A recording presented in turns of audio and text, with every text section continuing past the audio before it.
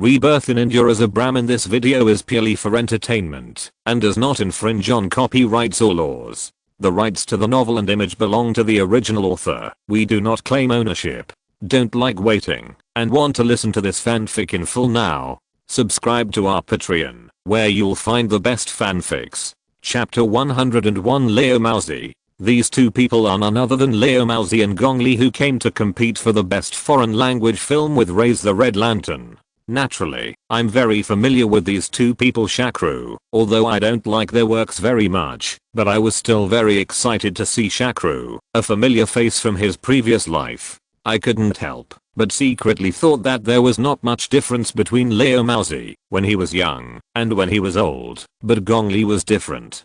Gong Li in her 20s was so beautiful. No wonder she was featured in Time magazine, the cover of. Perhaps his gaze was too warm and too exciting, which made Gong Li feel uncomfortable being stared at all the time. Although she had gone abroad many times, at this time, Gong Li had not yet adapted to the openness of foreign countries' lifestyle. Seeing a Asian young man staring directly at him, he subconsciously retreated behind his boyfriend Leo Mousy. Leo Mousy took a step forward, walked up to Shakru, and asked in a somewhat unkind tone, "Excuse me, sir, what's the matter with you?" After looking at the expressions of the two of them, Shakru was a little stunned and immediately reacted, so he pointed at Gong Li and asked, "Excuse me, this beautiful lady, are you Jia in red sorghum?" This time it was Leo Mousy and Gong Li's turn to be stunned.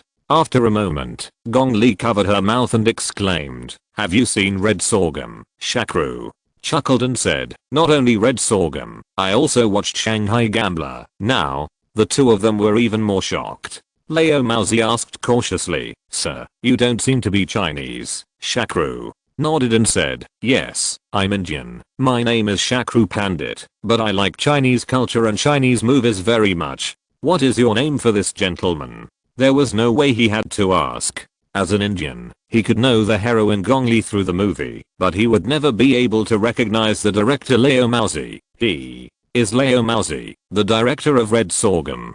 Gong Li introduced at the side point. Shakru suddenly pretended to be enlightened and said in surprise, "Oh, it turns out you are director Zhang. How disrespectful and disrespectful. You two are also here to participate in the David Award this time, right?" Leo Mousy nodded and said, "Yes, we are here with new works this time." "Who are you?" "Oh, I'm also here to participate in the David Award for Best Foreign Language Film, but I'm not the director. I'm only responsible for paying." Shakru explained. When Gong Li heard this, her eyes suddenly lit up. "Oh, then you are the producer." Simply put, the producer is the boss behind the scenes, who invests in the filming of the movie, but this is a Chinese term, and there is no such thing as a producer abroad. Conceptual ones are usually from production companies, and the boss won't join in the fun. If the crew is compared to an army, then the actors are the soldiers, the director is the general, and the producer is the emperor. Without anyone to contribute money and get paid, no film can be made. At this time, neither Leo Mousy nor Gong Li had reached the peak of their careers. Qiuju's lawsuit was the movie that brought Gong Li the most honors, so they still need to look up to the producer. Leo Mousy also asked in agreement, "Oh, you are the producer of Bandit Queen. This movie has caused a big sensation in the United States recently. I have long wanted to find an opportunity to study and watch it, but I didn't expect that today. It's such an honor to have the opportunity to meet you here. According to your Chinese saying, meeting someone is destined to happen. So, when I came here just now, I saw an Amalfi restaurant next to me. I ate there once in the United States. The barbecue there was very good. It happens to be noon now. Let's go over there. Let's chat while eating." Shakru invited. Soon a group of 6 people came to the nearby Amalfi. After introducing Rajkumar, Mustafana, and Kabiva, Gong Li and Leo Mousy couldn't help but have a higher evaluation of Shakru. Having a Soviet beauty as an assistant meant that this Indian's business was definitely not small, so the conversation became more and more lively. Leo Mousy even racked his brains to remember the Indian movies he had watched. "I loved watching Indian movies when I was a child, especially the movie Caravan. I can still sing the theme song in it." The Indian film Caravan, produced in 1971, should be considered early. The Chinese were first introduced to the masterpiece of Indian movies in 2000. This movie maintains the tradition of Indian movies.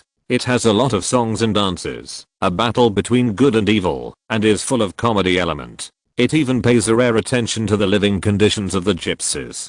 Can be regarded as a very healthy and positive entertainment film. Rajkumar also said politely, those were things from 20 years ago. Now Indian movies are not as good as before. On the contrary, director Tang, you have been really all powerful in the past 2 years. If I remember correctly, this film Raise the Red Lantern has already won the prestigious award last year. It has won the Silver Lion Award and Nice, and been nominated for the Oscar for Best Foreign Language Film. This shows that Rajkumar attaches great importance to international films. He can accurately name the international awards won by a Chinese film, even Shakru. No one who has seen this movie in a previous life remembers it. Leo Mousi waved his hand and said, these awards don't mean anything.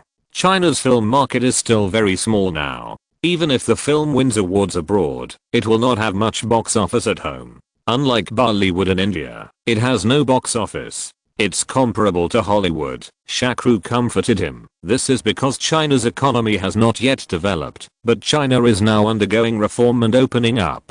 I believe that in another 10 or 8 years, it will be very common for Chinese movies to have box office revenues of over 100 million or even over 1 billion. This is not Shakru fooling Leo Mousi, because the Billion Director Club was established in China in 2015. You know too much about China. You even know about reform and opening up. Gongli exclaimed. Shakru knew that he had said too much, so he quickly explained, oh, because I met a Chinese friend who came to India for tourism last year, and this is what he told me, and even those Chinese movies were introduced to me by him. Since Mr. Pandit knows so much about China, have you ever thought about investing in 2 films in China? Shakru pondered for a moment, then replied, of course, but I'm afraid I can't afford to such big names. P.S.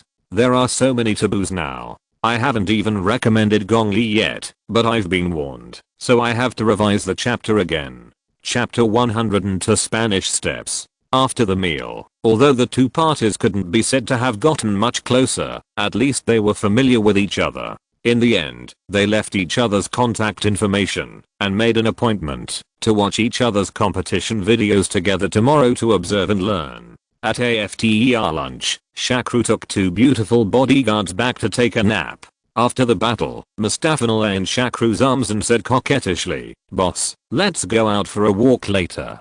But the question is where to go? We are not familiar with Rome. Shakru replied lazily, we can go see the Spanish Steps. Go see the scene where Audrey Hepburn was filming Roman Holiday. Oh, it makes me feel so romantic just thinking about it. Kabiva said that the Spanish Steps is located in an outdoor staircase in Rome, Italy, is connected to the Plaza di Espana, and the Holy Trinity Church on the hill is located at the top of the Spanish Steps, but it is Audrey Hepburn's most classic work Roman Holiday that made the Spanish Steps truly world famous. In the film, the royal princess who longs for freedom encounters the tall and handsome news reporter Joe on the streets of Rome. The two have a brief encounter, create a spark of love. They had fun in the streets and alleys of Rome. The scene of Princess Audrey Hepburn sitting on the Spanish Steps and eating ice cream is still impressive. The love story of the two is accompanied by the beautiful street scenes of Rome and the Spanish Steps. It has become an eternal classic in the hearts of the world. You dare to watch Roman Holiday in the Soviet Union? This is a movie that promotes the lifestyle of the American petty bourgeoisie. Shakru asked with some confusion. I believe that no woman of any country or age can resist this kind of romantic and beautiful princess-like love story. Kabiva said as if dreaming. Facts have proved that Kabiva is right. Romantic stories like Roman Holiday are fatal to women's attraction. So even though it is already after 4 o'clock in the afternoon, there are still many couples here on the Spanish Steps. Whisper while walking, looking for a hint of the feeling in the drama. But at this moment, Shakru saw a lonely and familiar figure. After a closer look, he turned out to be Gongli, who was having dinner with him at noon. Out of politeness, Shakru stepped forward and said, Miss Gong, are you here to play too? Gong Lee responded a little slowly. Yes, I have nothing to do in the afternoon, so I just went out for a walk. Oh, what about Director Zhang? Are you going to buy ice cream? He didn't come over. He's still in the hotel. Gong Li replied with a sad expression. This answer surprised Shakru. In his memory, Gong Li and Liu Maozi seemed to be lovers at this time, and they were still together openly and openly. So how could Gong Li come to such a romantic holy place alone? Could there be something wrong between the two of them? Just when Shakru was thinking wildly, Mustafina suddenly said, "Boss, Kabiva and I will go to the cathedral above to confess. Let Sister Gong accompany you here for a while." Then, she came over again. Shakru whispered in his ear, "Boss, seize the opportunity. Beautiful women who are in a depressed mood are the easiest to succeed." After they left, Shakru asked, "Where in China is Miss Gong from?" "My hometown is Shenyang, Liaoning." After answering, she realized what she was saying and said with some self-deprecation, "Oh, I forgot that you are Indian. I told you that you may not know about such a small place." Shakru rolled his eyes and said in that weird northeastern accent again, "Oh, then we are fellow villagers." Gong Li was so shocked that she covered her mouth and exclaimed, "Oh my god, can you still speak northeastern dialect? Haha, didn't I say at noon that I met a Chinese friend? Coincidentally, he is also from Shenyang, and I went to Harbin for a week last year, so I know the northeast of China best. On the contrary, I'm not very familiar with other places, so I said we are fellow villagers." Shakru explained with a smile, "Mr. Pandit is really well informed, and your language talent is really good." Gong Li praised sincerely. With this foundation, the subsequent chat became much smoother, because Shakru himself was from the northeast in his previous life, so the two of them had a lot of common topics. At the end of the chat, Gong Li even sighed, "If this wasn't in Italy, Rome, if I were not speaking English, I would really think I was chatting with a fellow from the northeast." "Thank you, Mr. Pandit. I feel much better after chatting with you for a while. I also noticed that Miss Gong, you are in a very bad mood today. Can I ask why?" Shakru asked tentatively. "Nothing, just sighing that there seems to be no long-lasting love in this world." Gong Li turned her head and sighed leisurely. Although Gong Li did not answer directly, Shakru also understood that this must be related to Liu Maozi, so he took advantage of the situation and said, "No, there will be some people who don't cherish a beauty like Miss Gong. No matter how beautiful the scenery is, there will be times when you get tired of looking at it, let alone the people." Shakru still agrees with this answer. In fact, there is a more straightforward and vulgar summary on the internet. In the previous life, behind every goddess you think about day and night, there is a man who *SHE* makes you want to vomit. Think about how high profile these two people were. Gong Li was not only the exclusive heroine of all Zhang Yimou's movies, but he even personally starred with Gong Li in Ancient and Modern Wars, The Love of Kin Terracotta Warriors. But in just a few years, the two have become like this, and it seems that about 3 or 4 years later, the two officially announced their breakup. The two chatted until very late that day, and Shakru didn't send Gong Li back until after supper. Although Shakru felt that, if he tried harder, such as asking Gong Li to dance, maybe he could really take advantage of the opportunity tonight. But when he thought of the old beauty in Miami Vice, he didn't have any romantic thoughts at all. "I'm not allowed to write long paragraphs of *** details, which is really annoying, so I just don't recommend it." 3 days later, the entire David Award selection officially ended. As expected, the best foreign language film was won by Raise the Red Lantern, while Bandit Queen won nothing despite its wide acclaim. Fortunately, Shaka was not in Rome at this time, because he was attracted to Amsterdam by a good news. P.S. There will be another chapter in the evening, which is an extra chapter for yesterday's new helmsman King Niu. Chapter 103 Amsterdam. Congratulations to the captain for his low regard for the bull. This news is definitely unexpected good news for Shaklu, because this time it is the Dutch healthcare products giant Royal DSM Group who wants to discuss cooperation with Shaklu on Vergang. Since he learned that he was in Rome at this time, so he invited him to come directly to Amsterdam, because it was much closer than both parties flying to New Delhi. Before reporting the news to Shakru, the little secretary Preeti first investigated the background of the Royal DSM Group, and then discovered that it is a long-established leading company in the Dutch healthcare products industry, with more than 20,000 employees and a global presence. There are more than 200 branches in various places, including not only healthcare products, but also chemical and pharmaceutical, paint, electronic and electrical, alternative energy and other projects. So this is why I reported the good news to my boss. Shakru was very happy after learning the news. Although the current sales of Welgon in Japan are good, the Japanese market is limited after all, but he still lacks channels to open up the European and American markets. So now he learned that there are large-scale European. The group was looking for cooperation, and naturally it was something they wanted. Anyway, his presence or absence in Rome would not matter, so they flew to Amsterdam with Mustafina and Kabiva. The Royal DSM Group is very enthusiastic about Shakru's arrival. In fact, when Indian Oil first landed in Japan in 1990, Royal DSM had already begun to pay attention to Shakru's Ganges healthcare products business in Japan company, but because this product is an external healthcare product, due to men's self-esteem in this area, not many people are willing to buy it, and the market is not big, so Royal DSM has no plans to introduce this product. But this year's Weirgang co-launched by Gang Trading is completely different. After testing, DSM found that this health product is not only powerful, but also easy to use and concealed.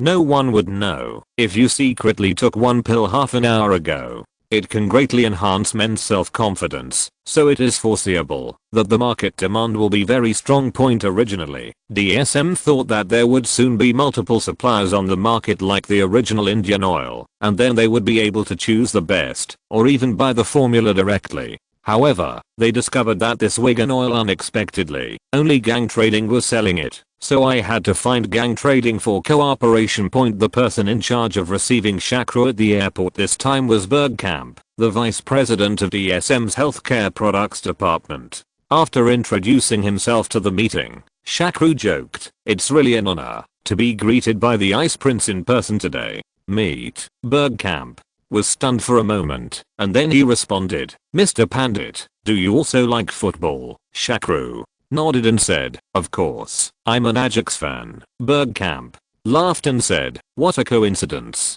I'm also a fan of Ajax, and I'm very familiar with the real Ice Prince." Bergkamp, "Do you want his signed jersey?" "Of course, I think it would be better if there were the Three Musketeers and Cruyff." The Three Musketeers refer to Van Basten, Gullit and Rijkaard, who played for AC Milan and created the Milan dynasty. Cruyff died recently. The two were chatting and laughing while getting in the car. As they passed the edge of the city, Shakru suddenly pointed to a temple not far away and asked, "Mr. Bergkamp, are there also Buddhist temples in Amsterdam?" Bergkamp nodded and replied, "Yes, but it was built by the Chinese, not the temple built by you Indians." "Oh, Chinese? In that case, there must be a Chinese restaurant here?" Shakru asked. Bergkamp asked in surprise, "Yes, there are many Chinese restaurants in Chinatown." "Why, Mr. Pandit, do you also like Chinese food?" "Well, I like Chinese food very much, and I can also cook some." "That's great. When I have time, I'll invite you to Haicheng Restaurant, the largest Chinese restaurant in Amsterdam. The food there is really great," Bergkamp said enthusiastically. After arriving at the Royal DSM headquarters and resting for a while, the two parties began formal talks. DSM's president Borkdo startled Shakru as soon as he opened his mouth. "Mr. Pandit, I want to acquire. I don't know how much I'd like to pay for the formula and patent rights of Weekend before I'm willing to sell it." Shakru shook his head without even thinking about it and said, "I'm sorry, Mr. Borkdo, it is absolutely impossible to sell the patent rights and formulas. I never thought about selling it, otherwise I would spend a lot of money to build a factory?" Shakru said this is the truth. He also hopes to use Weirgang as a cash cow for the next 10 years or even a lifetime. So how can it be sold? Seeing Shakru's firm refusal, Borkdo gave up the idea of acquiring the patent rights. Anyway, he didn't have much hope for it. He just asked casually, "It would be best if it can be achieved naturally, and if it is not, he will start the next plan. So he cleared his throat and continued, since Mr. Pandit is unwilling to sell the patent rights, then we want to obtain the agency rights for Welgun throughout Europe. Is this okay? Shakru pondered for a moment, and then said, if it is only the agency of the Netherlands, then of course there is no problem, and this is also the original intention of my trip, but if it is extended to the whole of Europe, then we have to think about it carefully. Borkodo saw that Shakru's intention to refuse was not as straightforward as before, and thought that he could still fight for it, so he said, Mr. Pandit, please rest assured that our Royal DSM Group has a great influence in the healthcare products market throughout Europe.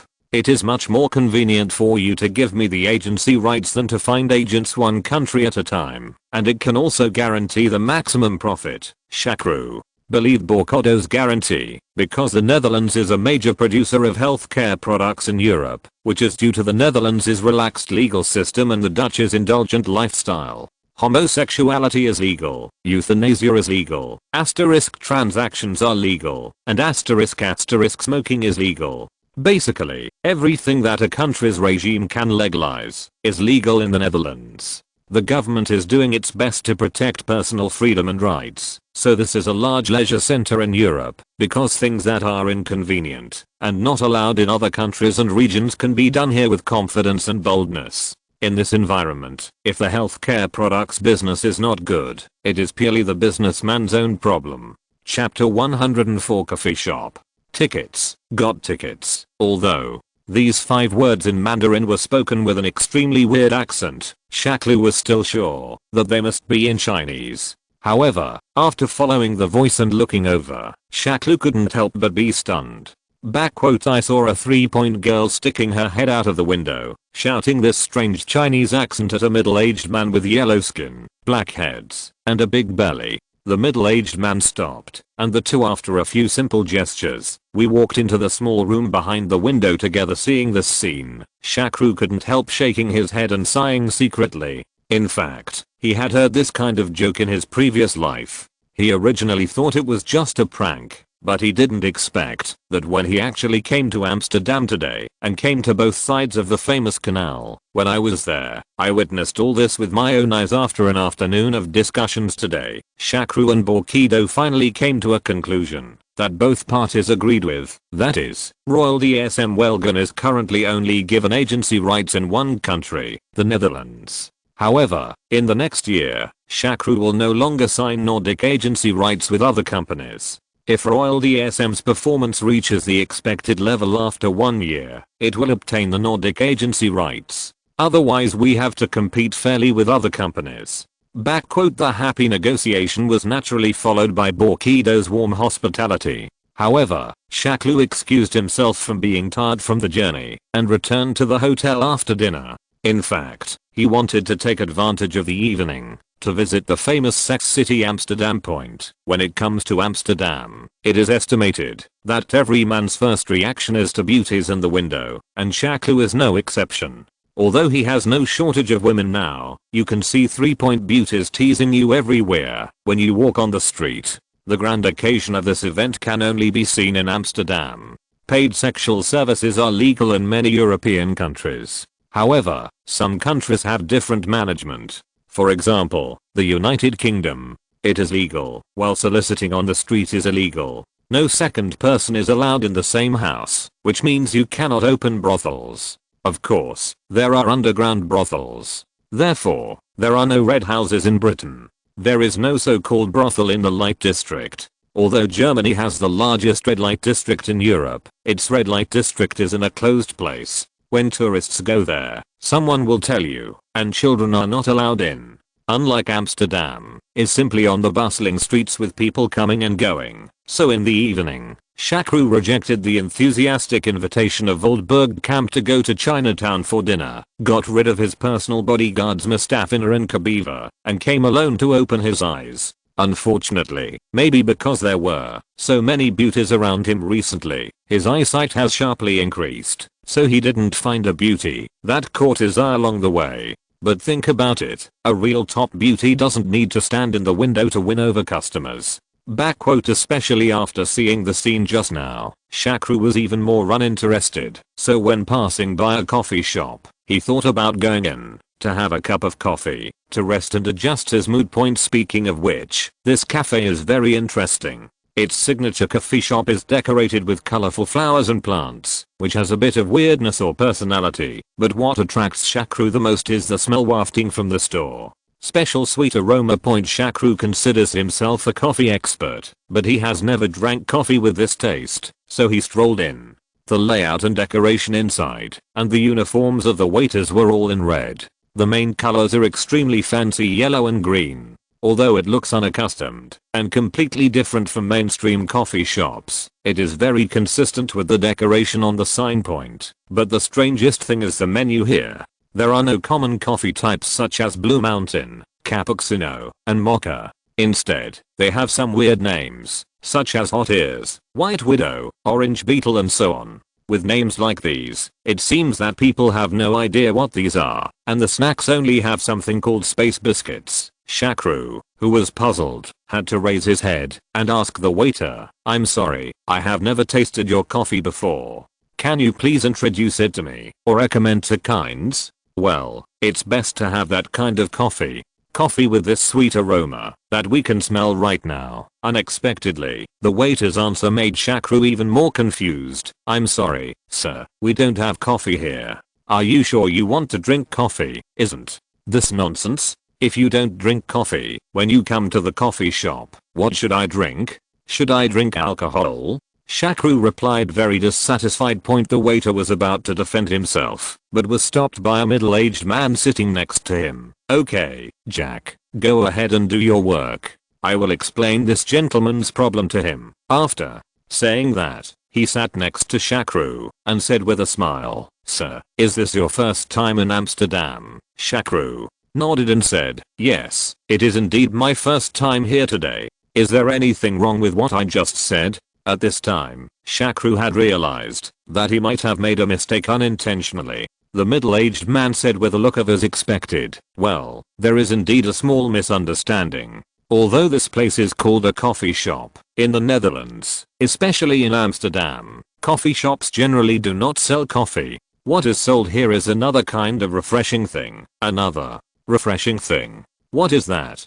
Shakru originally wanted to guess strong tea, but it seems that the Dutch are not used to drinking Chinese tea, so he didn't say it. "Dammer. Everything here is made of dammer, including this space biscuit," the middle-aged man said, while taking a plate of small biscuits that looked very delicate and exuded sweet fragrance from his seat, pointing at him and explaining to Shakru. At this time, Shakru realized that yes, in the Netherlands, especially in Amsterdam, it is legal to take dammer, a so-called soft drug, and it is even said that there is a so-called dammer cultural festival. No wonder I have never smelled this sweet fragrance before. It turns out that this is not the aroma of coffee at all. Oh, damn it, I should have asked old Bergkamp about the taboos here before going out to hang out. PS. In the next chapter, I plan to tease the protagonist. The taste may be a bit strong. Everyone should be mentally prepared. Chapter 105, Courtship. After figuring out what this coffee shop was about, Shakru asked with enlightenment, "Oh, so the reason why this place is decorated so brightly is to differentiate it from other coffee shops?" The middle-aged man shook his head and said, "It has this meaning, but it is not the main reason. The color here is called Rasta color, which originates from the Rastafari sect in Jamaica, Latin America. This is a black sect that advocates a simple life, pure food, longing for peace, dreaming of the ultimate liberation of life, to return to mankind's paradise on earth." Africa. The Jamaican singer Bob Marley, the originator of reggae music in the 1960s and 1970s, was a loyal believer in this sect. He brought Rastafari to all over the world, and also brought the red, yellow, and green colors on his woolen hat and a wild hair. The Jamaican dreadlocks became a symbol of the era and the sect. In Amsterdam, is regarded as a sacrament. They believe that, if you drink dammer, you can gain wisdom and understand God's will to a higher degree. Just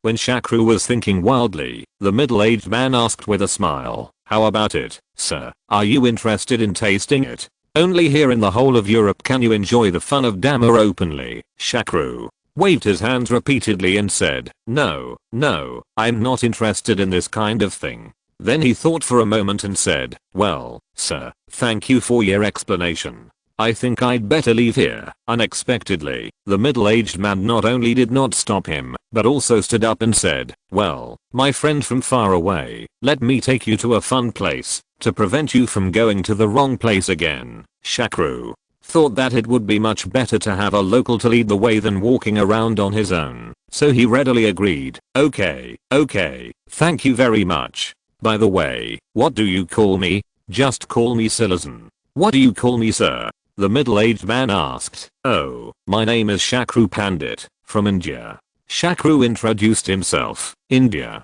is a country with a long history and is very beautiful. I have been to Mumbai before, and it felt like the second Amsterdam to me. Silazan said exaggeratedly. Shakru complained in his heart that, although I have never been to Mumbai, I'm sure that Mumbai will never be like Amsterdam, which is full of 3-point-window beauties and Dama cookies. But he still responded, I live in New Delhi. Welcome Mr. Silazan to visit New Delhi next time, and I will take you to some interesting places. The two of them chatted and laughed, and left the unique sweet smell of this restaurant. Shakru felt a lot more at ease, but at this moment, a question from a person next to him made him feel something was wrong. Hey, Silazan, your new friend is so beautiful. This is a tall, bearded man with extremely lewd eyes. Pretty? It seems inappropriate to use beautiful to describe a man.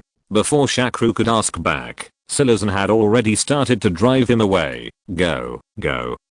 This Indian friend just came to Amsterdam today. Don't scare him. At this time, a guy who was dressed as a woman, but could still tell that he was a man, turned around, stuck to the bearded man and said, you just ignore new people when you see them. The bearded man stretched out his arms and hugged him while laughing. How is that possible? I came here just for you today. I just saw Silazan bringing new people, so I came over to say hello. With that, the two people he walked towards the corner. Seeing this scene, Shakru felt a chill all over his body. It was only then that he realized that there was not a single woman in the bar. It was full of men, and many of the men were dressed strangely and behaved in an artificial way. He suddenly felt something was wrong and asked Silazan sternly, Mr. Silazan, may I ask where this place is? This is a bar. Silazan replied casually, bar? Isn't that right? Why isn't there a woman? Shakru asked. Silazan chuckled and then said slowly, because this is a bar only for men. Let those dirty women go to hell. It wasn't until this moment that Shakru suddenly realized it and couldn't help but exclaimed, oh my god, this isn't a gay bar, is it? Silazan nodded and admitted, yes, so this is a paradise for men. I'm not gay. Why did you bring me here? Shakru said as he took a few steps back, trying to put as much distance between himself and Silazan as a pervert. Unexpectedly, Silazan's answer almost made Shakru almost faint. He said very affectionately, because I love you. From the first moment I saw you, I couldn't help but fall in love with you. Your white and delicate skin, your exotic temperament, and your gentle and sexy voice are all deeply attracted to me. Oh, my Shakru, please accept my love. As he said this, he knelt down on one knee. At this time, Shakru felt thunder rolling above his head, and his body was no longer sick of the cold, but felt so sick that he wanted to vomit. He pointed at Silazan and said, you, don't disgust me. Tell me, I'm a pure man. I like women with long legs, big breasts and perky butts, not men. You damn faggot, stay away from me. The reason why Shakru's words were not coherent at this time was purely because he was disgusted and angry. Although he has been a man for 2 generations, he never thought that one day he would be attracted by a man. There will be a man courting me. This feeling, forget it. Let me find a place to vomit for a while. Although Shakru sternly refused, Silazan still did not give up. My Shakru, how can you be sure that you don't like men without trying it? To be honest, I used to think that I only liked women, but after one experience, I fell in love with that feeling and discovered that true love is only when a man is with a man and only for procreation with a woman. Shakru, who was so angry that he was shaking all over, simply took out the PPK pistol from his pocket and said, "If you pester me again, believe it or not, I will kill you with one shot." Chapter 106 Untitled. Boss, you've already ejaculated 4 times tonight. You really can't do it again, otherwise it will hurt your body. Kabiva gently dissuaded her. Shakru, with a frosty look on his face, shook his head and refused. "No, I won't sleep tonight. I have to wait till dawn. Finna, bring me another special effects pill, will." Mustafina shook her little head quickly and replied firmly, "No, you have already eaten 3 pills. You really can't eat any more. Otherwise, if you are exhausted, then they will have to go back to Bova. You can't kill me." "Boss, what kind of blow did you encounter tonight? Did some beauty reject you?" Mustafina asked cautiously. Shaklu thought, just the opposite of what you guessed. "I was the one who rejected others tonight, but what should I say about this matter? I can't say it without making people laugh to death. No, tonight I must thoroughly prove that I'm a man, a real man." Facing the stubborn Shakru, Mustafina and Kabiva looked at each other helplessly and then seemed to be exchanging opinions silently. In the end, Kabiva nodded slightly and Mustafina acted coquettishly. He threw himself into Shakru's arms and then took advantage of him to hit him on the neck with a knife. Shakru suddenly fainted. Mustafina and Kabiva gently put Shakru on the bed and covered him with quilt while murmuring, "Boss, don't blame me. I'm doing this for your own good. At worst, I will not return to New Delhi. When I return to New Delhi, I'll make you a beautiful dog and let you do whatever you want." Kabiva put her hand on Mustafina's shoulder and said, "Fina, don't worry, I will accompany you to make a beautiful dog when you go back. But tell me, what happened to the boss tonight?" No matter how we asked him, he didn't say anything. It must be something extremely embarrassing for him, and it has to do with women. Otherwise, the boss's temper would not have become so weird, and he would keep doing it, even though he was obviously not interested. But the problem is that this should be the boss's first time. How could he encounter something embarrassing when he came to Amsterdam? Could it be that he met some acquaintance here? Mustafina analyzed. Kabiva agreed and said, "Well, I also think that I must have met someone I know, otherwise he would not have let us follow him tonight and go out alone. At first, we thought the boss was going to the canal to look at the beauties in the window. That's why we are not allowed to follow. Now it seems absolutely no. The boss has a lot of money and those women are too late to fawn over him. How could they embarrass him? So she is definitely a woman that the boss has not caught up with. Oh, by the way, could it be the one we met in Rome? Miss Gong from China." Mustafina shook her head and said, "It's definitely not her. There's something you don't know. When we were previewing Raise the Red Lantern in the theater that day, the 2 of them sneaked into the bathroom and had a fierce fight. It's hard to imagine that I blushed a little when I heard that voice. Think about it, Miss Gong has already done this to her boss. How could she be willing to embarrass him?" Kabiva immediately said unhappily and loudly, "You Finna, you didn't tell me such an exciting thing. Can you blame me? It's not convenient to talk about this kind of thing when the boss is here. Finally, the boss is not here tonight, but you are busy watching people. How can I have the chance to tell you?" Mustafina defended, "I'm the dividing line between night and day. Mr. Pandit, did you not have a good rest last night? You have dark circles under your eyes." Old Bergkamp asked with concern. Shakru looked unnatural and replied, "Oh, it's nothing. I just slept a little late. It just so happens that we have this tomato base soup today. You should drink a few more bowls to make up for it. Just now I thought you ate so little because today's dish didn't suit your appetite. It turned out to be because you had a rest. The reason is that," Old Bergkamp said, while enthusiastically helping Shakru fill the soup, "Well, I'm really not used to this kind of Cantonese food." Shakru said with some embarrassment. Old Bergkamp asked, "Hey, didn't you say you particularly like Chinese food? This is the most authentic Chinese restaurant in Amsterdam, Shakru. explained, "It is indeed very authentic here, but China's food culture is extensive and profound, with many schools. I prefer Shandong cuisine and northeastern food, but I don't like Cantonese food very much. By the way, Mr. Leo Bing Prince, where are you going to take us later?" Old Bergkamp thought for a moment and then said, "Today we will go to the museum and the Van Gogh Museum, and tomorrow we will go to the Royal Palace and Windmill Village. As for the canal, which is a must-have in all travel brochures, there is actually nothing to see, because in Amsterdam, there are canals everywhere, and the display windows on both sides of the canal. It is better for you to go shopping by yourself, but I must remind you that, if you are really interested, you can bring the window beauties to the hotel. Tens of millions of dollars don't go to her room, because it's too small for your imagination. Also, don't go into the nearby coffee shops and bars, because many coffee shops in Amsterdam don't sell coffee, but it's hard for outsiders to tell the difference.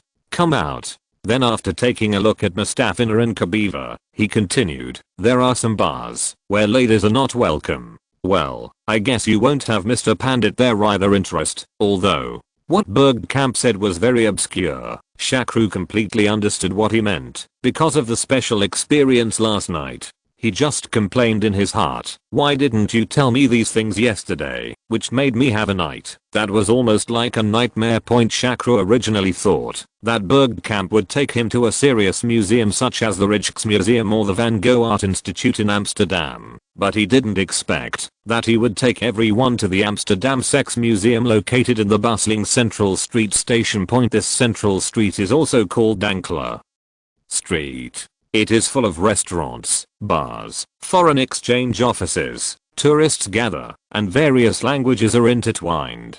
In the midst of the noise, there is an inconspicuous gate that is constantly crowded with people all year round. This is the famous Sex Museum in Amsterdam, SMUM, which is also the world's unique collection of sexual culture. Chapter 107 Museum.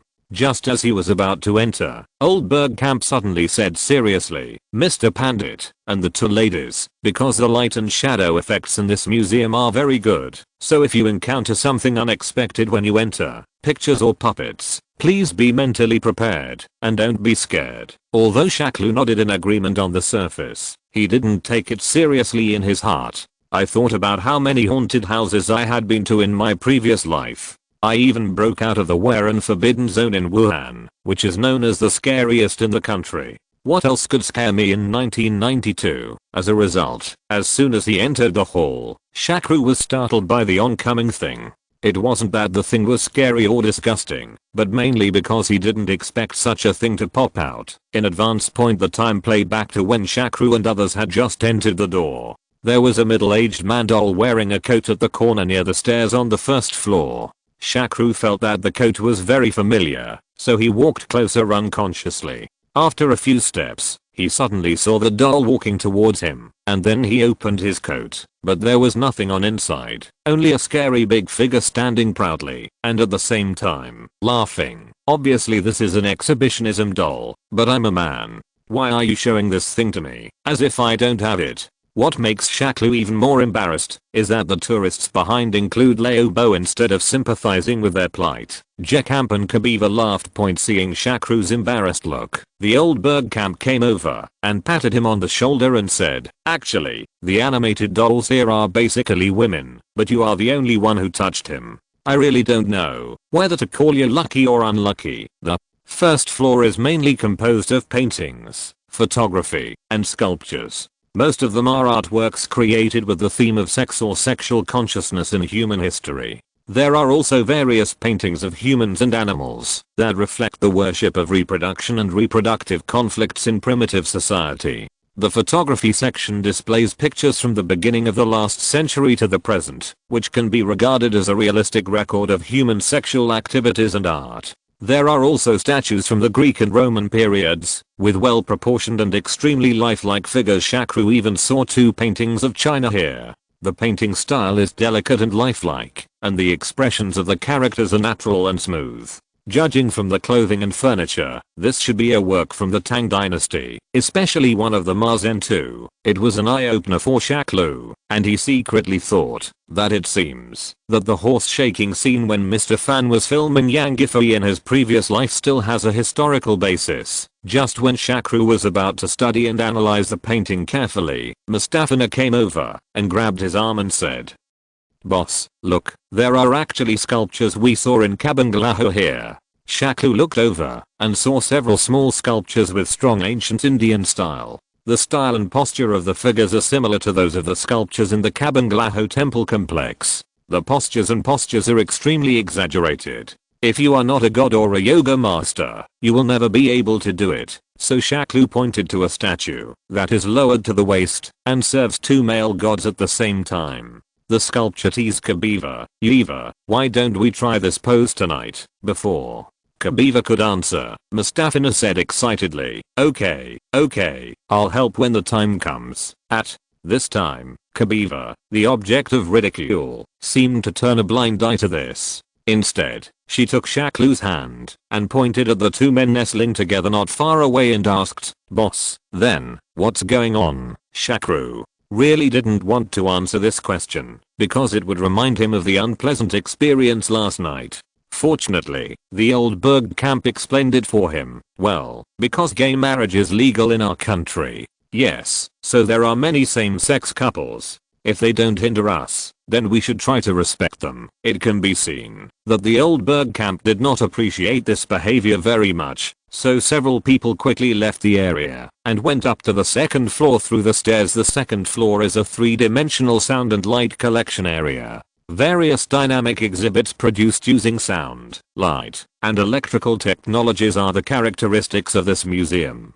The first person to greet everyone is Marilyn Monroe. Many sex museums have her statues. It seems that the status of a world-class porn star is extraordinary. When you first look at her, she gives you a meaningful smile, and her posture is also a bit dignified. In the blink of an eye, her skirt flew up, and her legs were exposed, showing a bit of coquettishness. On the other side, there is a set imitating the scene where Marilyn Monroe was shot. Marilyn Monroe is posing in various poses in a charming way. It is said that when Monroe was still not popular, she took many photos to make a living. Then there are some famous historical figures who displayed themselves as sex symbols. One of them is the female spy Mata Hari, who caused a sensation in the world during World War I. This Dutch woman's voluptuous belly once caused a sensation in Paris. She wore a transparent gauze dress and looked sexy. Full of matter noodles. Standing in front of her was a heavily armed soldier, holding a gun in both hands, with the muzzle pointing to the ground, slightly bent on his knees. This scene was when she was arrested for using her beauty to be a spy for the Germans. When she was sent to the execution ground for execution, she used her. The beauty made the executioner lose his mind and become unable to raise his gun point. Of course, Amsterdam's most famous window girl is also indispensable here. The design here is the same as the exhibitionist man on the first floor. As long as a tourist approaches, the window girl will open the window, expose herself, and lean out of the window, as if taking the initiative. Attract guests. However, more exhibits are used to show various forms of human sexual orientation, such as homosexuality, exhibitionism, etc. For example, a woman was tied to a disc and suffered various abuses. Finally, everyone took a group photo next to a 2-meter high big thing and left this very special museum. Then, accompanied by Old Berg Camp, they visited the ancient palace, Windmill Village, Van Gogh Museum and other attractions in turn. Then Shakru took Mustafina and Kabiva back to New Delhi. The reason why Shakru was so anxious to return to New Delhi was that he was almost busy here in the Netherlands, and secondly, he was anxious to return to New Delhi to watch a good show. He didn't watch this show last year because he was busy making money, but he didn't want to miss it this year anyway. PS. I just finished the civil service exam and found that writing an essay is completely different from writing a novel. Chapter 108, The Weird Indian Military Parade, Part 1. Chapter 108, The Strange Indian Military Parade. The military parade is a symbol of deterrence. It is really unreasonable to use it as an excuse for peace. The military parade can boost the morale of soldiers, enhance the determination and courage of the people, to support the country's war actions, and deter enemies and opponents, to achieve the goal of defeating the enemy without fighting. This is the purpose of the military parade. However, this solemn ceremony has changed its flavor in India, so before setting out to participate in this year's military parade, Shakru had to give his beautiful bodyguards a shot of prevention. On January 26, 1950, India signed the constitution and announced the establishment of the Republic of India. Since then, India has held a grand military parade ceremony every year on this day to celebrate this national day. Today I will take you to visit this year's National Day military parade, but before you go, please be mentally prepared, because this military parade is different from the military parades of other countries, and the taste of entertainment is relatively strong, so please don't make a fuss too much at that time. Although Shakru seemed very serious, he actually had no idea in his heart, because he had never participated in this kind of military parade in person, and even the words he just said came from the memory of this body point. In fact, the military parade in India is indeed different from that in other countries. First of all, the audience who come to watch need to buy tickets to enter. In early December every year, the Indian Ministry of Defence will set up a ticket booth at the door to sell tickets publicly. The best seats are only 500 rupees, equivalent to 50 yuan, and the lowest is only 30 rupees. Shakru naturally bought the best seat. Soon after he sat down, the celebration ceremony officially began. The beginning was naturally the leader's speech, but the speech was not long, and the military parade performance began soon. In fact, every year, India's National Day military parade will invite a foreign heavyweight guest to come, such as in 2016, but I really didn't find out who came in 1992. The first to appear were dozens of square formations of various colors. Although these soldiers all had serious expressions and neat steps, the strange thing was that their uniforms were all different. There were colorful ones. What was even more bizarre was their hats. Some looked like peacocks, some looked like coxcombs, and some looked like sunflowers, which were very colorful. Boss, why are their uniforms different, especially the hats? Can they fight with such hats? Mustafana asked curiously. Shakru cleared his throat and explained, because this is to reflect national characteristics. The uniforms in the military parade are not divided according to military branches, but according to nationalities, so they all wear extremely classical national uniforms, in order to reflect their respective cultural traditions and religious customs. Then is this still called a military parade? So, I said that the military parade in India is different from that in other countries, so that you can be mentally prepared in advance. Sharapova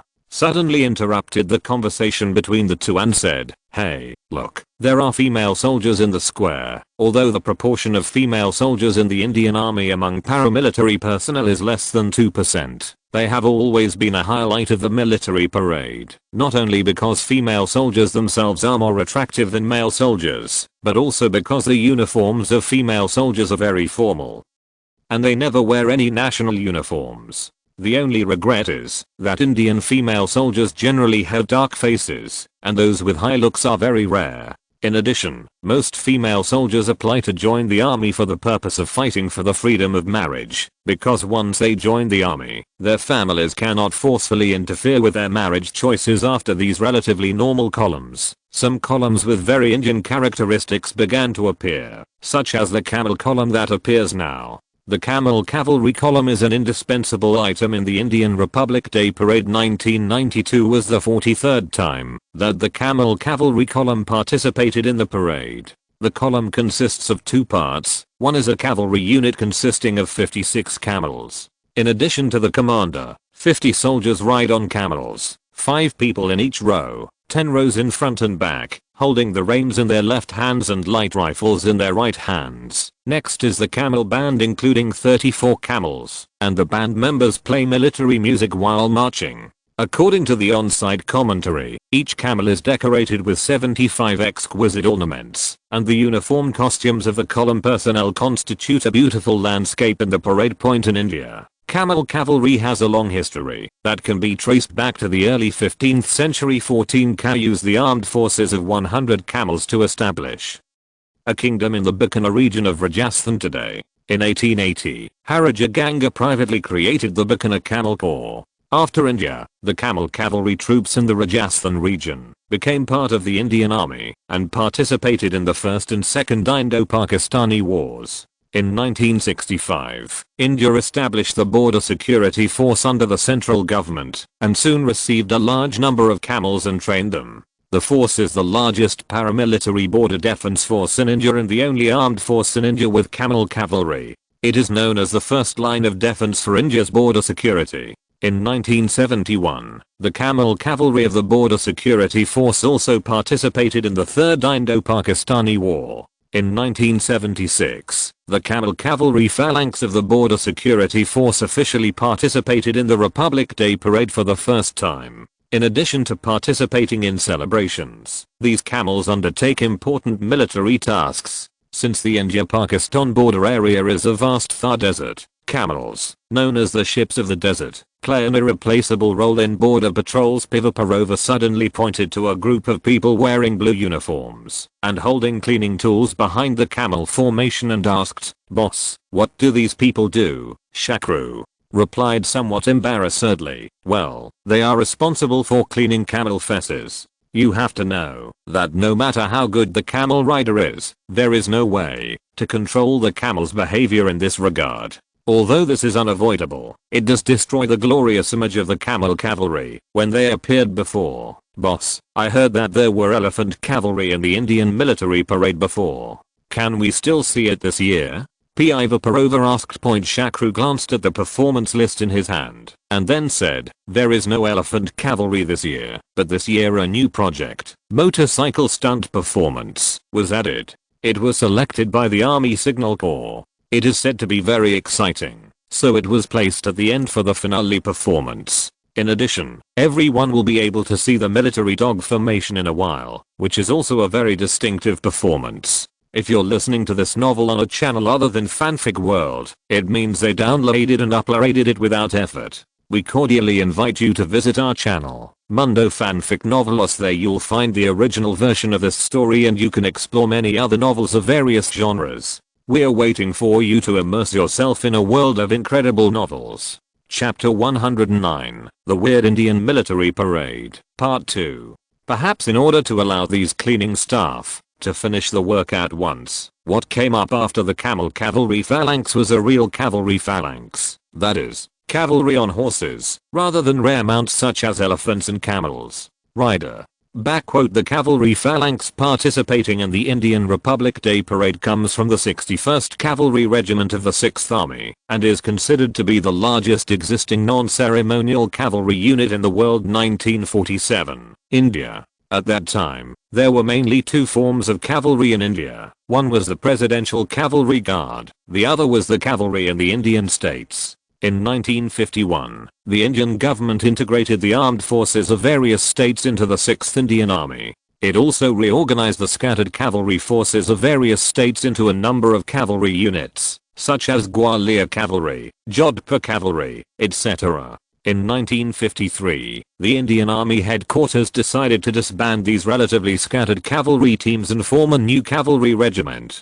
On January 1st, the new cavalry regiment was officially established. Since its establishment, the 61st Cavalry Regiment has participated in many wars and military operations, such as the Second India-Pakistan War in 1965 and the Third India-Pakistan War in 1971. The 61st Cavalry Regiment also plays a very important role in sports competitions, especially in equestrian events such as polo, horse jumping, and dressage training. It can be said to have played a mainstay role. Members of the cavalry have won the Arjuna Award, India's highest award for the best athlete, many times, including 4 times in polo and 5 times in equestrian events. As soon as Shakru introduced the famous 61st Cavalry Regiment, Mustafina screamed, "Boss, there really is a phalanx of dogs. Oh, these dogs are so cute." "What? A dog phalanx? Didn't I tell you just now? It's a police dog phalanx," Shakru corrected with a dark face, although he was also complaining crazily in his heart. Who was the brainless person who designed this? Come up to participate in the military parade. Fortunately, the conference broadcast explained for him at this time, this military dog phalanx includes 36 military dogs, of which 24 are Labradors and 12 German Shepherds. They are all from the Indian Veterinary Force. Ages range from 2 to 5 years old. Currently, Indian military dogs are mainly divided into 4 breeds: Labrador, German Shepherd, Belgian Malinois and large Swiss Mountain Dog. The military dogs participating in this military parade have undergone strict selection and 4 months of high-intensity training. As early as 196, the Indian Army established a military dog training school in Uttar Pradesh. Currently, the Remount Veterinary Force Center and Academy is mainly responsible for basic and advanced training of military dogs and their owners. The last time military dogs participated in the military parade was in 1963, which means that after 29 years of silence, the military dog phalanx once again appeared on the King's Road in the military parade. As an integral part of India's military force, the dog unit has also made significant contributions in military operations. In August 1985, a military dog named Mansi and his owner died while performing counter missions in Jammu and Kashmir. After the military dog phalanx was over, all the military parade phalanxes were over. The venue finally became quiet, but then soft music was played on the radio. What was even more exaggerated was that many soldiers actually held a yoga mat and began to follow along. "I started doing yoga with music, boss, what's going on?" Kabiva pointed at these soldiers who were doing yoga seriously and asked in shock. Well, in fact, yoga, an ancient fitness activity with a history of 5,000 years, is very popular with the Indian Army. Many Indian troops perform yoga for 1 hour every week and learn 14 yoga postures to soothe their nerves. They believe that yoga meditation techniques and traditional yoga posture training can also make soldiers more brave. Shakru explained bravely. After the group yoga, it was finally time for the finale of the motorcycle stunt show. In fact, Shakru came to watch the parade this time, mainly because he wanted to see the motorcycle stunt. In his previous life, he was shocked by Asan's motorcycle stacking skills. It is said that a motorcycle there were 7 or 8 people piled on the motorcycle, as if they were just having fun. Let's start with the radio introduction. The following is a motorcycle stunt team participating in the National Day Military Parade. The motorcycle team Janbaz, meaning adventurers in Hindi, from BSF. The team was established in 199 and serves in the Border Defense Force. The Academy's Motorized Transportation School conducts training. Their performance this time is called Devil's Assault. Dara DV1. This performance is to show that the Indian border guards can not only protect the country, but also show efficiency, precision and selfless dedication in other aspects. Now please enjoy their first performance, the aerial stacking of Ahats. There were 189 riders riding on 34 motorcycles at the same time, and the scene was extremely spectacular. Then a group of stunt riders wearing blue motorcycle suits began to appear. At the bottom were 34 motorcycles in a row, and then there were dozens or hundreds of people standing on top of each other. Not only that, they also dared to do all kinds of stunts. The action and scenes are extremely amazing. Boss, it seems that you Indians like stacking Ahats very much. I have seen this kind of performance in many movies, but it is not as dangerous as a moving motorcycle. Bivapalava asked curiously. The human pyramid has always been popular in traditional Indian culture. For example, every year on the Hindu Krishna Christmas Day, in order to celebrate the birthday of Krishna, Hindus will stack people to pick up yogurt pots hanging in the air. Legend has it that when Krishna was young, he stole yogurt hanging high in the sky. Another example is the Janmashtami festival in India, where people dress up as Krishna and build human ladders to celebrate Krishna's birthday. In the Indian mindset, the traditional human pyramid can increase combat effectiveness. Shakru explained slowly, but such motorized troops have no practical significance at all. Shakru shook his head and said, they are not combat troops. Don't confuse the motorcycle stunt team in the military parade with the motorized troops in the regular army. The difference between them is as far apart as 2 planets. Their role is performance, a bit like the art troupe in your army point. And in the eyes of Indians, motorcycle stunts are not acrobatics, but a kind of stunt. A stunt performance evolved from the ascetic movements of Hinduism, and is the same as yoga. It is the essence of India. In fact, not only India, the British team has special soldiers trained in motorcycle riding and acrobatic skills. There are also such public motorcycle riding performances in the UK, and these soldiers need to use this skill to participate in the British Army Skills Championship. Then, the Devil Commando performed harmony, peacock spreading the tail, juggling, parallel, lotus, jagger, BSF tree, border flower and other imaginative combination projects, which won rounds of applause. Not to mention others. Even Shakru felt that their performance alone was worth the 50 yuan ticket price. Chapter 110 Bat. Recently, Mr. Sidaya, the president of Pfizer Pharmaceuticals in the United States, is in a very bad mood. The reason is that he made a very wrong decision a year ago, which was to invest a lot of manpower, material resources, financial resources and energy into his company. The new drug sildenafil, which was bitter and took several years to be developed, was sold to an Indian pretty boy at an extremely low price. Then this little guy actually used sildenafil to use the raw materials to create the most popular male healthcare product in the industry. Weakened. This incident made him extremely embarrassed and was teased by his colleagues for a long time. Everyone said that he was blind to golden jade and he missed it by accident. This is a great financial opportunity, especially when it is sold to the common enemy of all big pharmaceutical companies, Indians who are unscrupulous in making generic drugs. This is even more intolerable to everyone. So when he was reviewing today's work content and saw that the last item was actually an Indian pharmaceutical dealer coming to visit, it immediately reminded him of the shameful incident last year, and suddenly he felt angry. So he made a phone call. He called his secretary Tony over and said angrily, "What's going on with you? You know that what bothers me the most now is Indians, especially Indian drug dealers, but you still arranged for an Indian drug dealer to come to see me. Are you trying to piss me off? Boss, please calm down and let me explain." In fact, when I first received this request, boss and I had the same mood, but after chatting with him for a while, I found that we can actually use him. Yes. Tony replied cautiously. Sidaya suppressed his anger and asked, "Then tell me how to use it." Tony took a step closer and whispered, "Boss, actually this Indian also wants to buy the sildenafil formula." "What? Buy the sildenafil formula? But this formula is not in our hands now. The patent rights have been sold to that damn Indian pandit," Sidaya said in confusion. Tony explained, "Let's put it this way, boss, this guy named Buckhart actually wants to imitate the most popular vegan, but he only knows that one of the main ingredients in the formula is sildenafil, but he doesn't know how to make sildenafil, and then I don't know how he learned about the production method and patent rights of sildenafil that pandit bought from us. So he came here specifically to buy sildenafil from us. How to make denafil." After listening to Tony's explanation, Sidaya laughed and said, "Haha, it turns out that the Indians not only imitate our medicines, but they also imitate each other internally.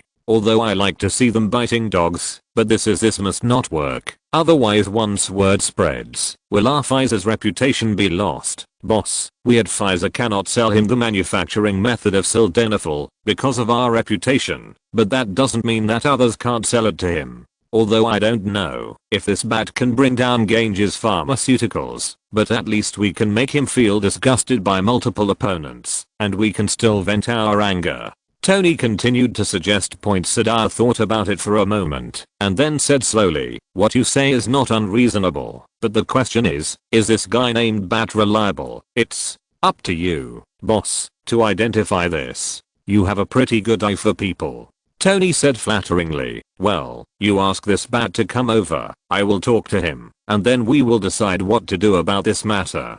Sidaya made a decision. After getting Sidaya's permission, Tony withdrew, then left the company and came to a coffee shop opposite. As soon as he entered, a middle-aged Indian man sitting by the window of the coffee shop stood up and greeted him. Asked anxiously, "Mr. Tony, how is the matter?" If Shakru had been present at the scene at this time, he would have been greatly shocked, because this fat middle-aged Indian man named Bat was none other than the man who took advantage of him when he had just traveled through time and wanted to take advantage of him. The wealthy businessman Bat who wanted to marry his daughter Tony did not answer, but directly dragged him to the corner and whispered, "Mr. Bat, because of this matter of yours, I was scolded by the boss. Don't you know? How bad is the reputation of Indians among European and American drug dealers?" Buckhart said with a smile on his face. Yes, I know this matter has put you in trouble, Mr. Tony, but I have no choice, so I can only trouble you. As he said that, his right hand was on a bulging envelope was pushed on the table. Tony picked up the envelope politely and saw that it was full of green US dollars. He estimated the thickness again and felt very satisfied. Then he said in a gentle tone, "Okay, I'll find a chance to talk to the boss later. Tell me, be prepared to go down and see the boss." The reason why he did this was to squeeze more money out of Bat. In the afternoon, Tony brought Bat to Siddhar's office. Siddhar looked at Bat and then said in an unceremonious cold voice, "Mr. Bat, I heard that you want to buy from Pfizer. Don't you know that the patent rights for sildenafil currently belong to your Indian drug dealer Pandit? Do you think our Pfizer is such a company that doesn't care about business credibility?" Bat smiled apologetically and said, "Mr. Siddhar, don't get me wrong. I know your company has a good reputation, but I'm here because we have a common enemy, the damn Pandit." Shakru asked curiously, "What's your grudge against him? Why do you grit your teeth when his name is mentioned? This damn guy, when he was so poor that he had no money to treat his father's illness, I generously lent him tens of thousands of dollars to help him through the difficult times, and even planned to marry my only daughter to him. But he didn't appreciate it at all, and even hurt my daughter's heart, so I absolutely can't let him live so peacefully." Bat said bitterly, "Since he was so poor at the time, why were you willing to marry your daughter to him?" Shakru was puzzled. Bat was not in a position to answer this question, so he looked up at Tony. Tony walked to Siddhar and whispered, "Boss, you don't know that the religious system in India has a profound influence. More than 70% of the people in India believe in Hinduism, and Hinduism divides people into 5 categories. Pandits are the most noble Brahmins, and Bat is a Kshatriya. He wants to improve his family's class, so he wants to marry his daughter to a Pandit." Chapter 111 Conspiracy. Then Tony told Siddhar about the huge difference in treatment between different castes in India, the difficulty of promotion, and the popularity of young Brahmin boys like Shakru. After listening to these explanations, Siddhar finally understood Bat's intention. At the same time, he was secretly sighing in his heart. How could such a specious and hierarchical system last for so many years in India, and now it is obviously a high-tech society? How can there still be hundreds of millions of people who believe in this stuff? At this time, Bat, who was standing opposite him, had a more complicated mood.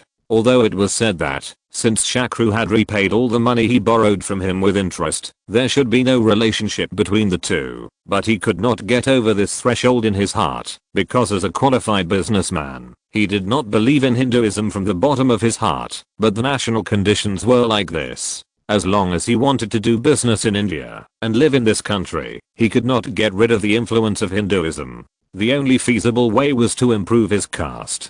Unfortunately, his high hope Shakru operation failed in the end. To be honest, he has always been upset about this failure. It's not that he can't afford to lose, but he feels that something is wrong. He knows Shakru too well. Not only him, but even his father, old Pandit Bat, is very familiar with him. The father and son are actually 2 nerds. They have a good family background and a good appearance. They can't do anything except receiving temple relief. The only advantage is that they never do bad things. But since Ashari went to propose marriage, he found that Shakru, whom he had seen since childhood, had changed. He didn't dare to recognize him at all. When he first borrowed money from me to bet on the World Cup, I didn't take it seriously, thinking it was just a desperate act of a child. I didn't expect that he actually made a small fortune from the World Cup. If this time can be explained by luck, then the next time he hyped up the magic oil, it was definitely not luck, because the magic oil has existed in India for hundreds of years, but no one has ever thought of selling it in batches to foreign countries. But this guy not only thought of it, but also succeeded. Fortunately, there are many people making magic oil in India, so his business didn't grow. But then in less than a year, Shakru dug treasures, made movies, and developed Viagra, all smoothly, which made him unacceptable. He couldn't accept that a guy he originally looked down on was more successful than himself in his most proud business operation. Plus his baby daughter cried every day, and finally he decided to find a way to beat Shakru back to his original form. After carefully analyzing Shakru's industry, Bat determined that Shakru's core industry was its unique product, Viagra. Treasures were a matter of luck, and you would never get them again if you got them once. As for movies, except for a few large film companies, other domestic companies did not make money, not to mention the unpopular themes he filmed, so there was no need to worry. Only Viagra was the most important. Not only was it effective and sold well, but it was also a unique business that outsiders could not imitate. This was a small, but not insignificant anecdote in India, a country with a large number of generic drugs. After careful inquiry, it turned out that this cunning guy not only applied for the patent of Woolgang, but also the patent of the raw material. Moreover, this raw material is not available on the market at all. It is only produced in his own factory. The core production and scientific research personnel are controlled by Shakru with a lot of money and extremely harsh contracts. He spent a lot of money to learn from an external staff of Ganges Pharmaceutical that the patent of this raw material was bought from the United States. Then he went to the United States to inquire and learned from an old employee of Infosys that it was bought from Pfizer. After careful inquiry, he heard that Pfizer has become a joke in the American pharmaceutical industry because of this deal. Suddenly, he thought that he could try to buy the production method of the main raw material of Woolgang called sildenafil from Pfizer. In this way, he could not only make a fortune, but also get rid of the old grudge in his heart. It can be said to kill two birds with one stone, so he had this trip to the United States. After a long period of contemplation, Siddhya said, "Mr. Bat, if you really get the method of making sildenafil, how will you do it?" But understood that Siddhya was testing him, so he answered very cautiously, "I already know the approximate ratio of Woolgang. The only thing missing now is that I can't make the main medicine of sildenafil, so once I get the method, I will mass produce it and then change the brand." Mr. Siddhya, don't worry, in terms of business channels and experience, I'm a businessman for decades, and I can't compare with the little guy like Shakru. You don't need to look at anything else. Just look at the sales ratio of Shania in India and other countries. You can see that, although Shakru is the first initiator, his market share is not even in the top 5. So young people rely on innovation, but not endurance. Siddhya pondered Bat's words and felt that it made sense, because the market share of Shania is indeed like this now. Besides, whether Bat succeeds in the end or not, he can disgust Shakru, so he decided to cooperate on this matter. Although he had agreed to this cooperation in his heart, he still said coldly on the surface, "Mr. Bhatt, I understand your feelings, but I'm sorry, we Pfizer will not do such a thing that hurts our reputation, so please go back," he said while giving Tony a wink. Tony immediately understood and brought Bhatt, who was unwilling, out. As soon as he went out, Bhatt said angrily, "Mr. Tony, what's going on? You promised me when you took my money before, but what should I do now?" Tony also said a little unhappy, "Why are you arguing? Who told you that this is not okay? How can you let our boss agree to you in person for such a thing that hurts our reputation? So, you go back to the hotel and wait. Someone will come to you in the evening. At that time, you will pay the money and deliver the goods. The things are guaranteed to be real, but this person has absolutely nothing to do with us Pfizer, and we Pfizer will never admit that we have cooperated with you this time." In fact, this is not the first time Tony has done this kind of thing, so he understood it with just a look from Siddhya, which can be said to be familiar with it. Chapter 112 Aishwarya.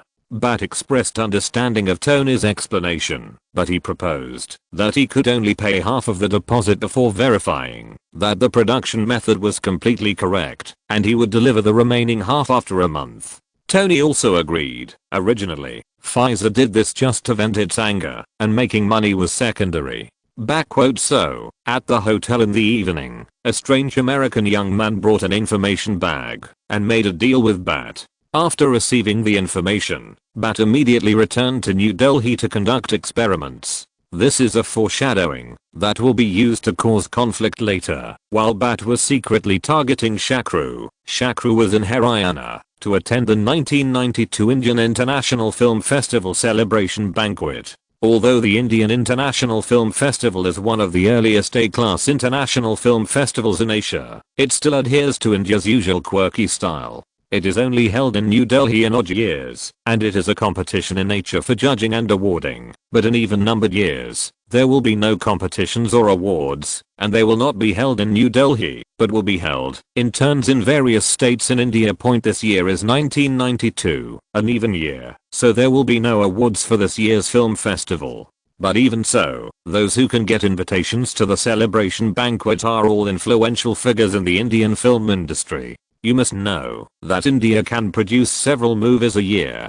Hundreds of movies, ranking first in the world in terms of number. Even Hollywood can't compare with him. Backquote. According to information, in 2006, Indian Bollywood produced 1091 feature-length films, ranking first in the world, while the United States ranked third with only 485 films. No one would have guessed that the second-ranked film was Nigeria, known as Nollywood. 872 films were produced there. From this you can imagine how many filmmakers there are in India, and no matter how large a banquet is, you cannot invite too many people, so the invitation letter to this banquet can show how successful a filmmaker has been in the past year. In fact, if it weren't for the fact that his Bandit Queen was one of the few films to win international honors in recent years, Shakru would never have been able to get this invitation as a newcomer in the film industry. So Shakru was I was so happy that I brought Rajkumar to attend. Although Shakru has just entered the film industry and has relatively little experience, he attracted much attention at this banquet. The first reason is that his film Bandit Queen was both well received and a hit, made money and was shortlisted for international awards. It can be said to be a double harvest, which will naturally attract everyone's attention. On the other hand, it is because he is an investor in this film. Before 2000 years ago, funding for Indian films often came from pedestrians or a few large film companies. Banks in India have been prohibited from providing loans for film productions, and some of the funds for film productions have even been raised from illegal sources. Mumbai's gangsters have produced movies, financed stars and used force to win contracts. In January 2000, gangsters in Mumbai shot Rakesh Roshan because he refused to allow gangsters to participate in his film production. Roshan is a film director and the father of movie star Hrithik Roshan. In 2001, India's police agency, the Central Bureau of Investigation, discovered that the film Chori Chori Chup Chup was financed by members of the underworld Mumbai Under 1D, and all the film footage of the movie was confiscated. In this case, a wholly owned investor like Shakru will naturally be welcomed by all filmmakers. After all, without funds, no film can be made, so Shakru is surrounded by a lot of directors and actors, while Rajkumar, who was on the periphery, was once again grateful for his wise decision back then. Otherwise, he would not have even had a chance to get into the circle of currying favor with his boss Shakru, who was already annoyed by these people, was just about to find an excuse to go out for a walk and take a breath. But suddenly he saw a girl outside the circle who looked very familiar, so he took a few steps forward, asked, "This beautiful lady, I seem to have seen you somewhere." Although Shakru's pickup method was extremely old-fashioned, the girl was obviously still a little shy and nervous. Fortunately, the person next to her immediately answered for her. "Hello Mr. Pandit, this is Miss Aishwarya Ray. She is a newcomer that our Vivandiva company has recently promoted, and she is the one who made the sari commercials that are being broadcast on various channels recently." This company is a long-established model agency in India. It is very large. Many movies will look here when choosing actresses, so it is not surprising to appear at today's banquet, but this girl's name is completely shocking.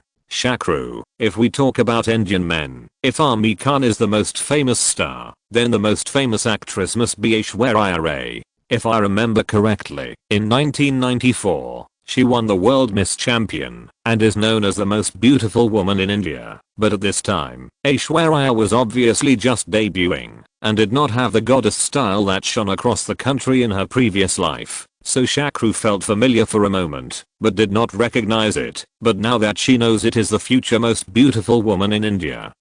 Of course, he couldn't let her go now, so he said with great enthusiasm, "Oh, why does it look so familiar to me? It turns out she is a beautiful woman I see on TV every day." Before Aishwarya could answer, her agent said, "It's rare that Mr. Pandit has such a good impression of Aishwarya. I wonder if you can reserve a role for Aishwarya in your next new play." Shakru was worried that he had no suitable excuse to keep Aishwarya. When he heard what his agent said, he immediately said happily, "Of course, but because the theme of this movie is quite special and the main actors are relatively old, we can only give Miss Lay a role that is not too important. But if the cooperation is good and Miss Lay's acting skills can be honed, I have a new play that is being perfected and is very suitable for Miss Lay. Mr. Pandit, I wonder what the theme of this new script you are talking about is." Aishwarya finally calmed down and asked openly without being shy. "Well, it's a film about love and humanity during the period of India-Pakistan partition." Shakru was not talking nonsense. He had already decided to make this film when he met Amisha Patara.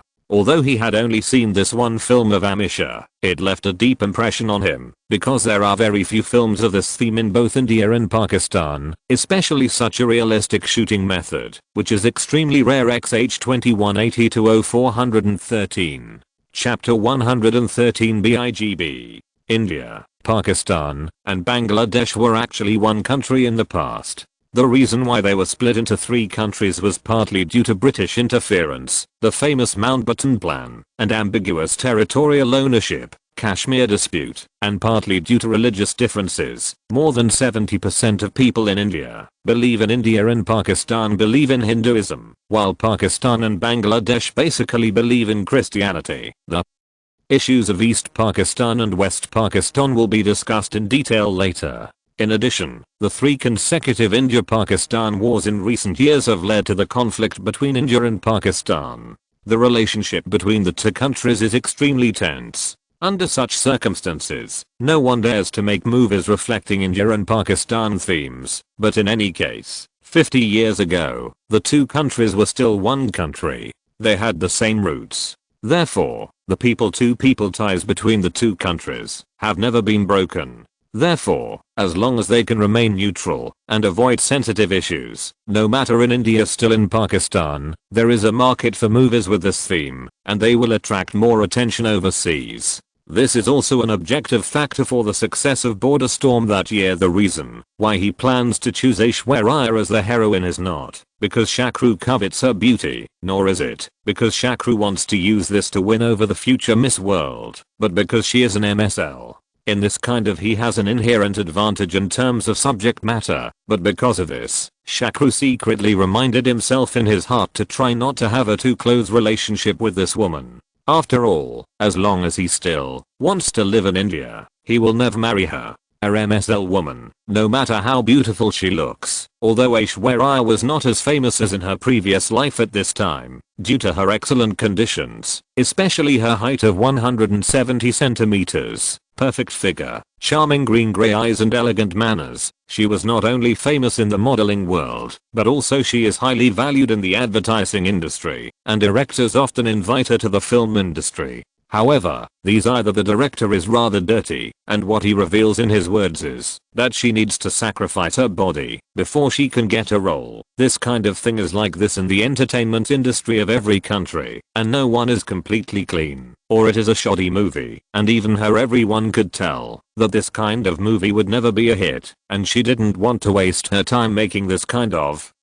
movie point. But today's invitation is completely different. Although this boss named Shakru Pandit only invested in one movie, his Bandit Queen was both well received and a box office hit, both domestically and internationally. He has achieved success abroad, and has even been shortlisted for international awards. The most important thing is that he is very willing to invest in movies. A friend who makes movies has calculated that the investment in Bandit Queen is equivalent to 3. The total investment amounted to 5 common Bollywood musicals. Therefore, she naturally did not want to miss such a good opportunity. So she said sincerely, "Thank you Mr. Pandit for your appreciation. If there is really a chance to cooperate, I will definitely work hard and live up to your trust." Great, let's go over there and talk about this character. Okay. Shakru said this, partly because he really wanted to have a good chat with Aishwarya, but also because I was fed up with the flies surrounding me and decided to take the opportunity to get rid of them. Sure enough, with this excuse, no one had the nerve to continue to pester Shakru. Even the agent of the modeling agency hid out wisely. The two of them went to a sofa by the window and drank coffee. Small talk. Looking at Miss Leia's age, she shouldn't have graduated from college, right? Shakru asked, provoking the topic, but the title of Miss Leia always made him feel weird. Isn't it obviously supposed to be used to address a Chinese talent? But MSL surnames are almost always one character like this. Is it possible that when you meet Ami Khan and Salman Khan in the future, you have to call them Mr. Khan? Why does it feel so weird? But it was obvious that Aishwarya had already adapted to such a title, and she replied directly, "Well, I have 2 years to graduate. You may not believe it, but my major is architecture." Architecture?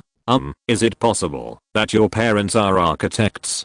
This answer really surprised Shakru, because there are very few students studying architecture, let alone beauties like Aishwarya, even girls. However, he still reluctantly found a reason for Aishwarya. Aishwarya shook her head and replied, "No, my father is a naval officer, and my mother is an unknown writer. It's just that my dream, when I was a child, was to be an architect and be able to build buildings that I like. House. Unfortunately, when I grew up, I realized that it is not the architect who determines the shape and design of a building, but the owner of the building. Yesterday was like a city, and I came back with tears in my eyes. Those who are covered in silken clothes are not silkworms." Shakru murmured unconsciously. Aishwarya asked with confusion on her face, "Mr. Pandit, what did you just say? Which country's song is it?" "Well, this is an ancient Chinese poem. It tells the story of a woman who specializes in raising silkworms. She went to the city yesterday to go to the market and sell silk.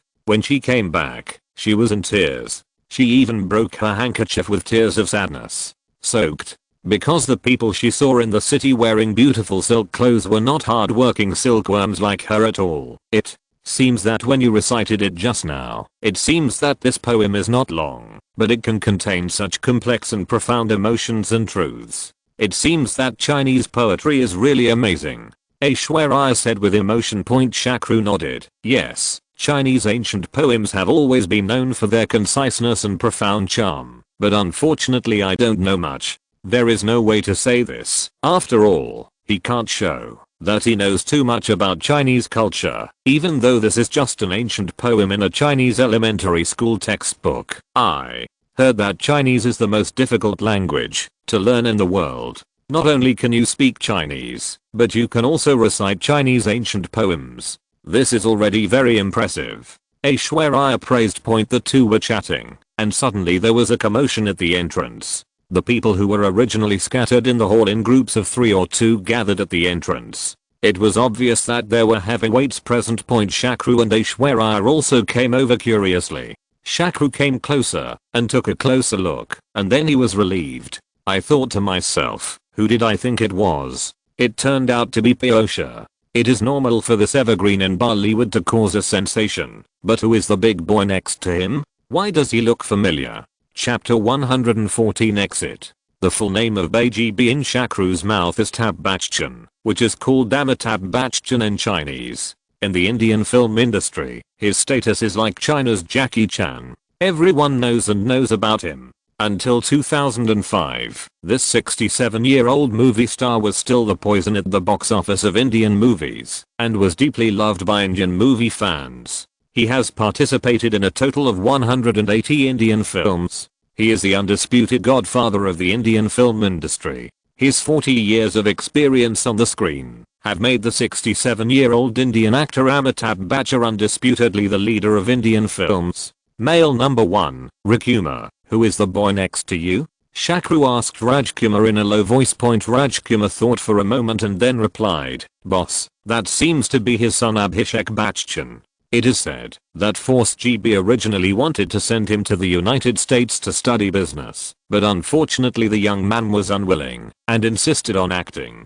I guess there's nothing he can do to force GB to take advantage of his son in the end, so let's start cultivating him now. What? You said he is Abhishek Bachchan? Shakru asked in shock. Rajkumar didn't understand why his boss had such a big reaction to this kid, so he could only reply in a confused manner, that's right, this is Abhishek Bachchan, the son of bastard. What, boss? Have you seen him before? Shakru shook his head and said, I haven't seen it. This is the truth. Shakru had never met Abhishek Bachchan in his previous life, and he had not even watched his movies, but this does not mean that he knowing Bachchan. Even though he didn't have a deep impression of Bachchan at first, he was chatting with Aishwarya just now, so how could he not remember who her husband was? Yes, Aishwarya's husband is the big boy Abhishek Bachchan in front of her. So Shakru turned to Aishwarya and asked, Miss Lai, you should be very familiar with this Mr. Bachchan, right?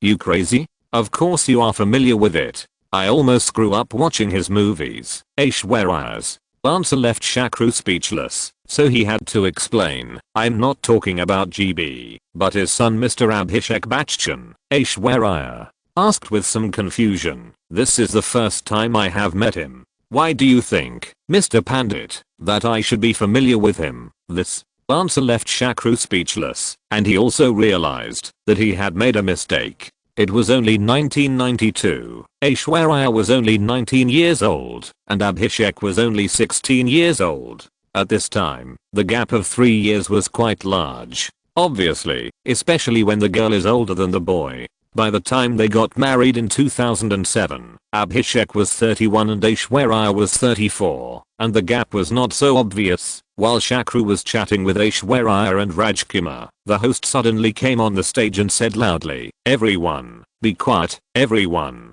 be quiet. Mr. Amitabh Bachchan, also known as the famous bastard, I just told you that there is a very important thing to be announced to everyone through today's event, so please give me a GB. Then take the lead in applauding enthusiastically. Amid the applause of the crowd, GB walked slowly onto the stage. He was about 1.8 meters tall, with deep eye sockets, wearing black rimmed glasses, and was gentle and elegant. Although he is over 50 years old, he is still handsome. After walking on the stage, he said, dear friends and colleagues in the industry, today I want to announce a very important decision for me personally. Originally, I wanted to make a decision for this. There is a separate press conference for this matter, but today happens to coincide with the annual Indian International Film Festival celebration banquet, which is the day when we Indian filmmakers are most concentrated, so I will use this grand occasion to announce it. Having said this, he paused, cleared his throat and then said, I officially announce that starting from today, I, Amitabh Bachchan, will officially retire from the film industry. After saying that, he bowed deeply to the audience bow. As soon as he said these words, the audience was in an uproar. Everyone was talking about it. Rajkumar also asked Shakru very strangely, I remember he just won the national award for best performance. Why? Suddenly you want to quit? Shakru did remember that this bitch had quit the film industry for a few years and didn't come back until nearly the millennium. However, he couldn't remember exactly when he quit and why. After all, he didn't pay special attention to it. Indian movies, so he could only answer vaguely, this may be because he feels that he has reached the peak of his career and can no longer make any breakthroughs and has no pursuits, so he wants to quit. At this time, Amitabh Bachchan explained, please be quiet for a moment and listen to my explanation. Speaking of which, it has been 20 years since I starred in my first film Seven Indians in 1969. It has been many years, and I have also grown from a 2-year-old. The teenage boy has turned into an old man in his 50s with more white hair than black hair. The angry bitch that everyone remembers is no longer angry anymore. So I suddenly realized that I really have. When you are old, it's time to give way to someone new. Then he called his son up and said to everyone, "This is my son Abhishek Bachchan. He will continue to pursue an acting career in the future. Please give me your help and guidance." Finally, he changed the subject. "There is another feeling that I have wanted to say for a long time, so I might as well say it today. I think there is a very bad sign for Indian films now. That is, they are increasingly influenced by Western films, especially Hollywood films. I do not deny that Western films, especially Hollywood films, have their successful and excellent sides, but I don't think this should be the reason for Indian films to make changes. Why can't we be proud of what we do, and must we compare it with what others do? The West is the West, and the East is the East. Both exist in the same world. India's long and splendid culture is the source of the unique characteristics of Indian films, and maintaining the national quality of its own films is the real reason why Indian films stand out in the world. I hope that my withdrawal and my words can serve as a reminder and a suggestion to the elites of the Indian film industry present here. His words show his doubts about the current film creation influenced by the West and his great respect for his own national culture. This paragraph is based on the remarks that forced GB to withdraw that year, and is expanded, especially the Western is Western, Eastern is Eastern. Paragraph is his original words. PS. It will be on the shelves tomorrow, and I will ask you to support the first order and monthly tickets. I have mentioned the corresponding additional activities in the remarks on the shelves. Please support it, especially the first order, which is extremely important, and is related to the fate of this book for at least 1 month. Please don't mind supporting it. Chapter 115 Ibrahim. PS. Here is the May Day update. Don't rush to play after reading it. Remember to vote for the monthly ticket first. Backquote: from now on, enjoy double monthly tickets for the 515 Fan Festival. You can also take a look at other activities that give out red envelopes. After returning from Chandigarh, Shakru immersed himself in the daily affairs of his company. On this day, he was reviewing the financial statements. The female secretary pretty suddenly knocked on the door and reported with some hesitation, "Boss, there is someone who claims to be your old friend and wants to see you, but I don't think he is a good person." "Oh, what's his name?" Shakru asked without raising his head. "Well, he didn't say the name, just said that if you mention the fat man of William Hill, you will know who he is." Pretty replied. "The fat guy from William Hill?" Shakru repeated in a low voice, and then suddenly realized that this guy was the small boss of the gaming company that he went to when he made his first pot of gold. At that time, tens of thousands of US dollars made him so worried that he almost became a son-in-law. Now thinking back, the past is really gone. Thinking of this, Shakru immediately ordered, "What the fat man said is right. He is indeed my old friend. Please let him in." A few minutes later, Pretty led a dark and strong fat man with a face full of flesh, who looked like a bad guy. Shakru took a closer look and found that this was the little leader who enthusiastically helped him to exchange the bonus. So he greeted him enthusiastically. "Sulanji, how are you?" The fat man Sulanji hurriedly saluted and replied, "It's okay, haha, I didn't expect Mr. Pandit to still remember my name. You said this, how could I not remember you, brother Sulanji? If it weren't for your kind help, I wouldn't have gotten my bonus so easily." Shakru said very sincerely. After Shakru said this, Surangi felt even more embarrassed and hurriedly said politely, "Mr. Pandit, please don't say that. You are a noble Brahmin who dares to have bad intentions against you. Thank you for your help back then. By the way, why did you suddenly think of looking for me today? Is there anything I can help you with? If so, you are welcome. Just ask." Shakru said generously. Surangi licked his lips and said hesitantly, "There is indeed something I want to trouble you with. Our big boss Mr. Ibrahim wants to treat you to a meal." "Your big boss Mr. Ibrahim? Isn't it Dawood Ibrahim?" Shakru asked uncertainly. Surangi nodded and replied, "Yes, it is Mr. Dawood Ibrahim." Then he saw Shakru's pale face and immediately realized that he had misunderstood, so he quickly explained, "Mr. Pandit, don't misunderstand. Our boss is asking you for something, not for that you even Though Sirangi said so, Shakru's face still did not improve, because Dawood Ibrahim's notoriety was too great. He was known as India. He was ranked 3rd in Forbes' top 10 most wanted criminals in the world in 2005, second only to the terrorist tycoon and Mexico's top drug lord Guzman. His main projects include drug trafficking, counterfeiting, arms smuggling and assassination, but there was nothing Shakru could help with these projects, so he said with a bitter face, "But the problem is that I really can't think of any way I can help your boss.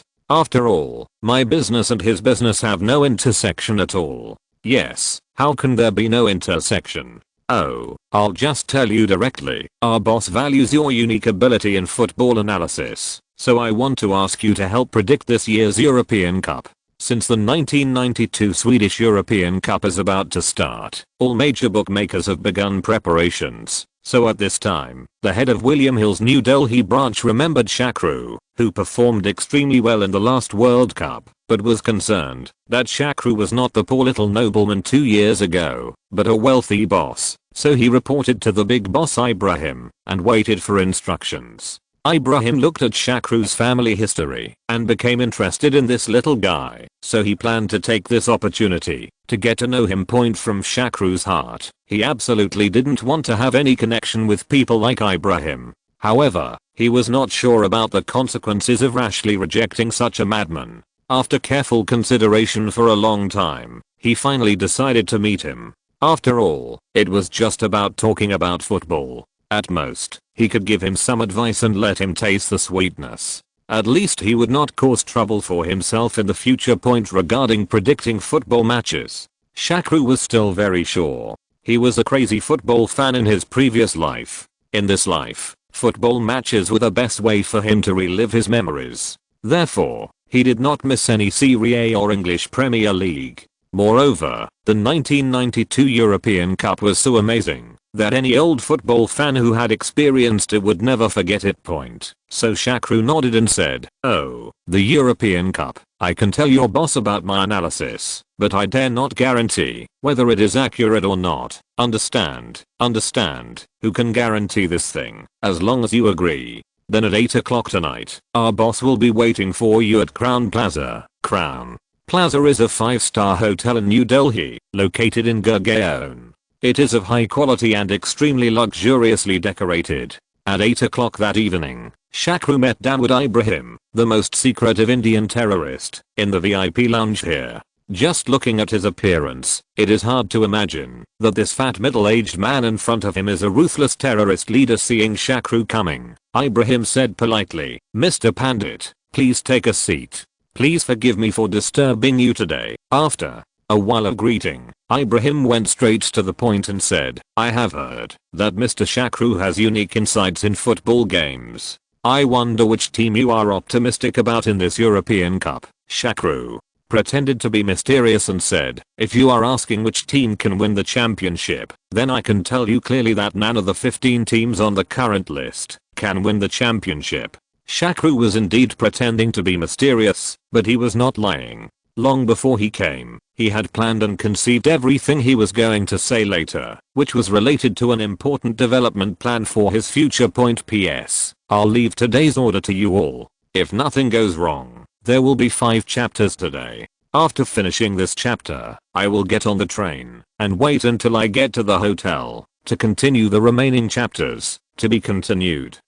If you're listening to this novel on a channel other than Fanfic World, it means they downloaded and uploaded it without effort. We cordially invite you to visit our channel, Mundo Fanfic Novelos. There you'll find the original version of this story and you can explore many other novels of various genres. We're waiting for you to immerse yourself in a world of incredible novels.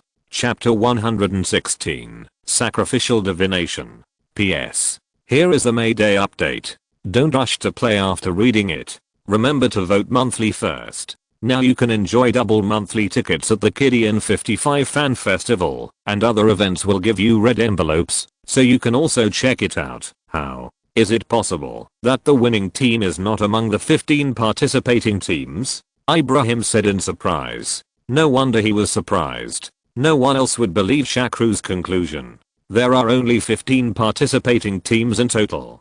No matter how unpopular the champion is, it must be among these 15 teams. Otherwise, it would be too illogical. Shakru ignored Ibrahim's shock and still said slowly, the biggest charm of football games is that the result of the game may change 1 second before the end of the game, not to mention that there are still several seconds before the start of the game. It's a month, so it's normal for there to be some changes. Ibrahim squinted his eyes and thought for a while, then said, Mr. Pandit, do you have any inside information? Shakru shook his head and said, how can I have such great ability to get such inside information? I calculated this conclusion. Whether it is accurate or not, you will know when the time comes. Mr. Pandit, you can do this. After you calculated it, Shakru pretended to be a little unhappy and said, why don't I?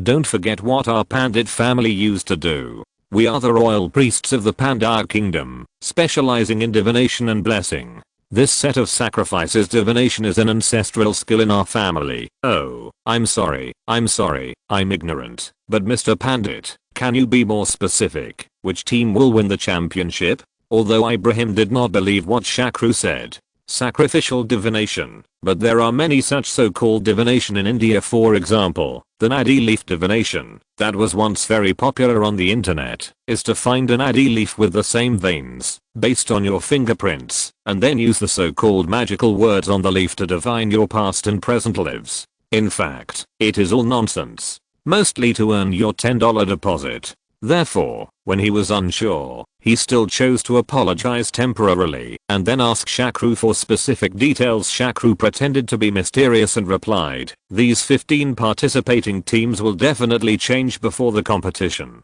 Which team will join temporarily at that time? Then that team will win the championship. This is unbelievable. If a team can't even pass the qualifiers, how can it have the strength to win the championship? And this time, the strong teams in Europe such as the Netherlands, Germany, Italy, the Soviet Union, and Yugoslavia we have entered the finals. How could there be any strong teams left out? Ibrahim still found it incredible. Shakru smiled and said, it's just because it's unbelievable. That's why this European Cup is full of fairy tale colors. I know you won't completely believe me when I say this, Mr. Ibrahim. Otherwise, if the official game starts before, there were no changes in these 15 teams, so you think I'm talking nonsense. But if there are really changes, then you can come to me again and decide what you think. After Shakru left, Ibrahim asked a tall, thin middle-aged man who had been sitting next to him but never spoke, Hurik, do you think this Shakru is telling the truth, or is he deceiving us? Hurik pondered for a long time, and then slowly replied, although I have never believed in this mysterious phenomenon of pretending to be a ghost, I do think that what Shakru said is not a lie. First of all, he is very calm. There is no trace of deliberate acting in his demeanor, expression, speaking speed or intonation. This is difficult to fake, otherwise he would have won the Oscar for Best Actor. Second, we have investigated the history of his fortune. The trajectory of his fortune is too coincidental. Look at the several opportunities he had to make a lot of money. The first time was in the 1990 World Cup, when he won several upsets and accumulated a second fortune, a pot of gold, and then he bought a lot of shorts before the Japanese stock market collapsed, and then rushed to the Soviet Union to snipe the rubble before the Soviet Union collapsed, as if he knew in advance that these things would definitely happen. If this happens only once, it is a coincidence, and he is lucky. But the second and third occurrences cannot be explained by luck. Finally, there is no need for him to lie to us about something that will produce results quickly, because if he lies, then the lie will be exposed soon. So it makes no sense for him to do this. So the only explanation is that he really has great confidence in the situation. He said point. And according to his suggestion, we won't suffer a loss. It's not too late to place our bets when the group stage officially starts. By then, won't we be able to know whether what he said is accurate? If not, it's too late for us to deal with him. As for whether he calculated this, I don't know much about the Pandit family and the Pandar kingdom, so I have to investigate it specifically, but this kind of thing should be easy to investigate. After listening to Hurik's analysis, Ibrahim nodded and said, what you said makes sense. Let's see if what he said will happen first. In addition, you can investigate what he said about their family. Is it true? In fact, Shakru did not deceive Ibrahim. Just like Herrick said, there was no need for him to deceive him with something that seemed ridiculous, unconvincing, and would be exposed soon. Man, because that won't fool an old man like Ibrahim at all. The 1992 European Cup was indeed a European Cup full of fairy tale colors, because this time it was not the old strong teams such as the Netherlands and Germany that won the championship, but the fairy tale kingdom Denmark, which did not even make it to the finals. Due to Yugoslavia, it was temporarily excluded from the European Cup. The Danish team was qualified to participate in the finals, so the Danish team was able to participate as a temporary replacement. No one had any preparation in advance. Even the head coach of the Danish team was organizing workers to renovate the house at home when he got the news, and other players also. They were scattered all over the world on vacation, and the head coach spent a lot of effort to get the team together. In the end, the core main player Laudrup did not participate, but under such circumstances, the Danish team actually defeated strong enemies all the way, and finally won the championship. The whole process broke the eyes of countless people. It can be called a great anecdote in the history of the European Cup. The only thing that can be compared with it is a Greek myth in 2004. So like Shaq, senior fans like Lou will never fail to remember it. PS. It has already exceeded 100. I will continue to ask for the first order. I hope I can break 1000, and I'm also asking for monthly tickets. From today to the 7th, the monthly tickets will be doubled. One ticket is worth 2. Thank you for your continued support. I hope you can support this kiddie in 55 fan festivals Writers Hall of Glory in the general election of works. In addition, there are some red envelopes at the fan festival. Get one and continue your subscription. To be continued. XH73. Chapter 117. Help. Early the next morning, as soon as Shakru came to the office, Pretty came over and reported, "Boss, Mr. Ibrahim came here early in the morning, as soon as the company opened, and has been waiting for you in the reception room." Shakru knew without even thinking that Ibrahim's visit must be related to the Danish team's victory last night. He thought that he must have really scared him this time, so he ordered, "Oh, let him come in." As soon as Ibrahim came in, he praised loudly, "Mr. Pandit, you are really a master of calculation. If I hadn't experienced this personally, I would never believe it, no matter who told me. Ibrahim Zin has never served more than 10 people in his life, but you Pandit sir, I definitely count as one." As he said this, he motioned to Harik, who immediately came over with a password box and placed it on Shakru's desk, then opened the password box. Finally he pushed it in front of Shakru. At this time, Ibrahim said, "Mr. Pandit, your remuneration this time is a total of $500,000. Don't be too small. In fact, it is my fault for this incident. I did not fully believe what you said. So the amount of investment is too small, but don't worry, even if you ask me to bet on the Indian team to win the World Cup next time, I will dare to bet all my wealth." Although there were piles of green US dollars in front of him, Shakru still waved his hand and said, "Mr. Ibrahim, what are you doing? I never said I would share the dividends with you this time. This time I will help you with your fortune telling. It's just mutual help between friends. How can I take your money? I know that Mr. Pandit, your family has a big business, so you don't need this little money, but I don't like to owe others, whether it's favors or property. Once I owe you, I won't be able to sleep well, so please help me.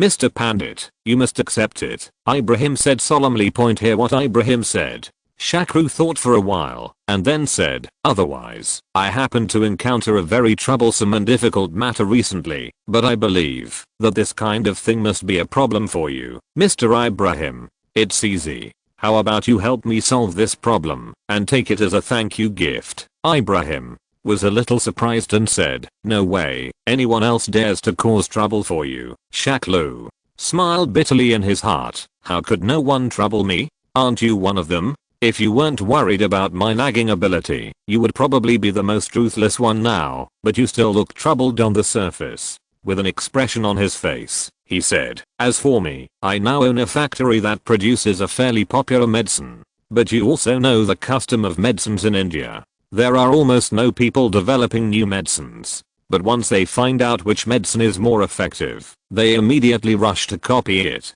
However, the country has not done anything about this kind of thing.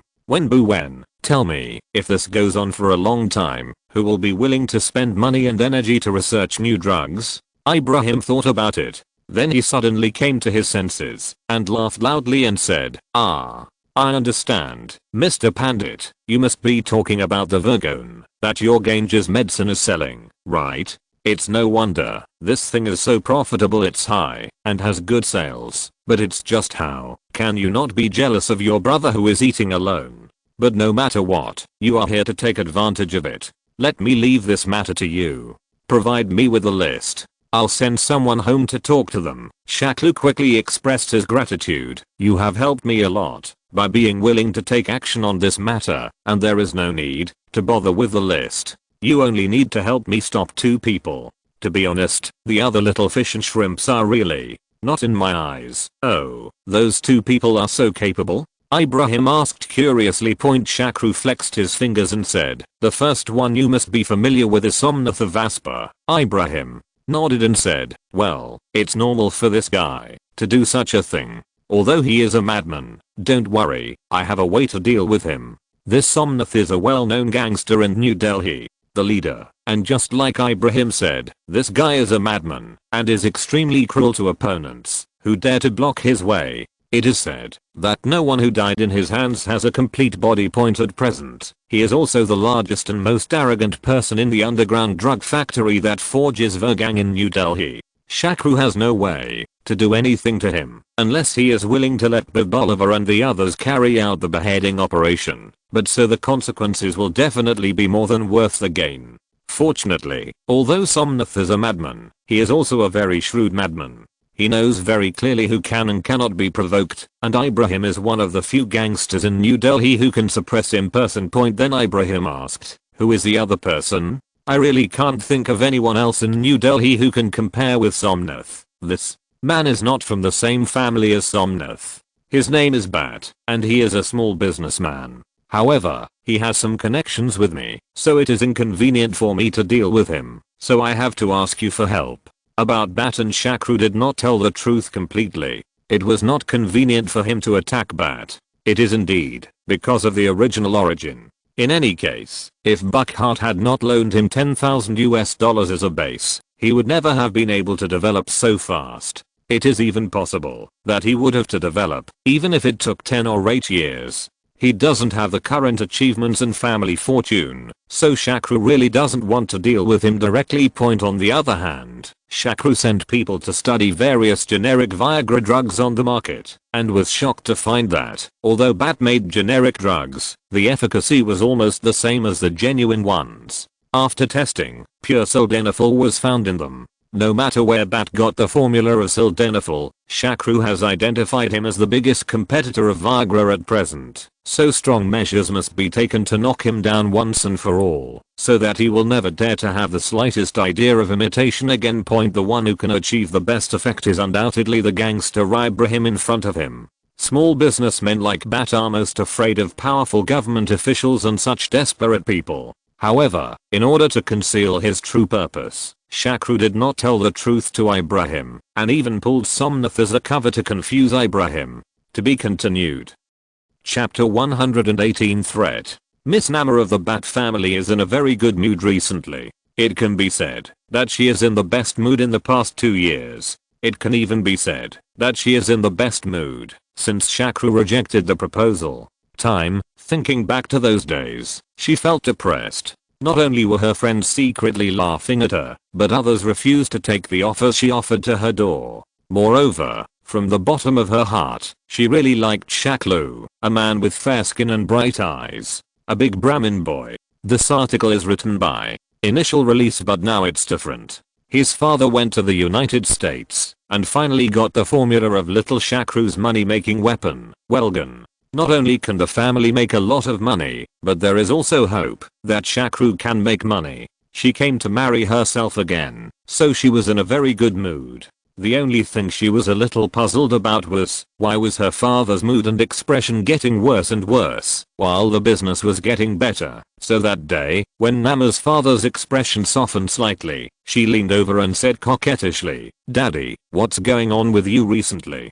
Have you encountered anything troublesome?" But sighed and said, "Hey, it's all business matters, so you don't have to worry about it." Nama asked very strangely, "Haven't the sales of our Wilton been rising recently? Isn't this a good thing? Why are you still bothered?" Buckhart smiled bitterly and explained, "Things are not as simple as you see. Even your father didn't think about it beforehand. He didn't expect that the water in this line is so deep. Every other line is like a mountain." These words are not that Bat is deceiving his daughter, but he is telling the truth. Before producing and selling the generic drug of vermin, he had always simply believed that, as long as his vermin was not as effective as vermin, if the strength is worse and the price is cheaper than Weldon, then Weldon will definitely be able to seize the market of Weldon, thereby destroying Shakru's biggest profit channel. But when he finally succeeded in imitating the product and started selling it after a lot of hard work, the cruel reality gave him a hard blow. The first thing to bear the brunt is the issue of patent rights, because the cunning Shakru has applied for all patent rights in various countries in advance. Therefore, although his women has no problems with its efficacy, it cannot be sold openly in overseas countries. I contacted several agents, but as soon as they heard that the patent rights were not in his hands, they refused to continue the negotiation. No matter how low the price was, it was useless without the overseas market. It would be difficult to pose a big threat to Shakru, because according to his own investigation, his main income comes from Japan and Europe.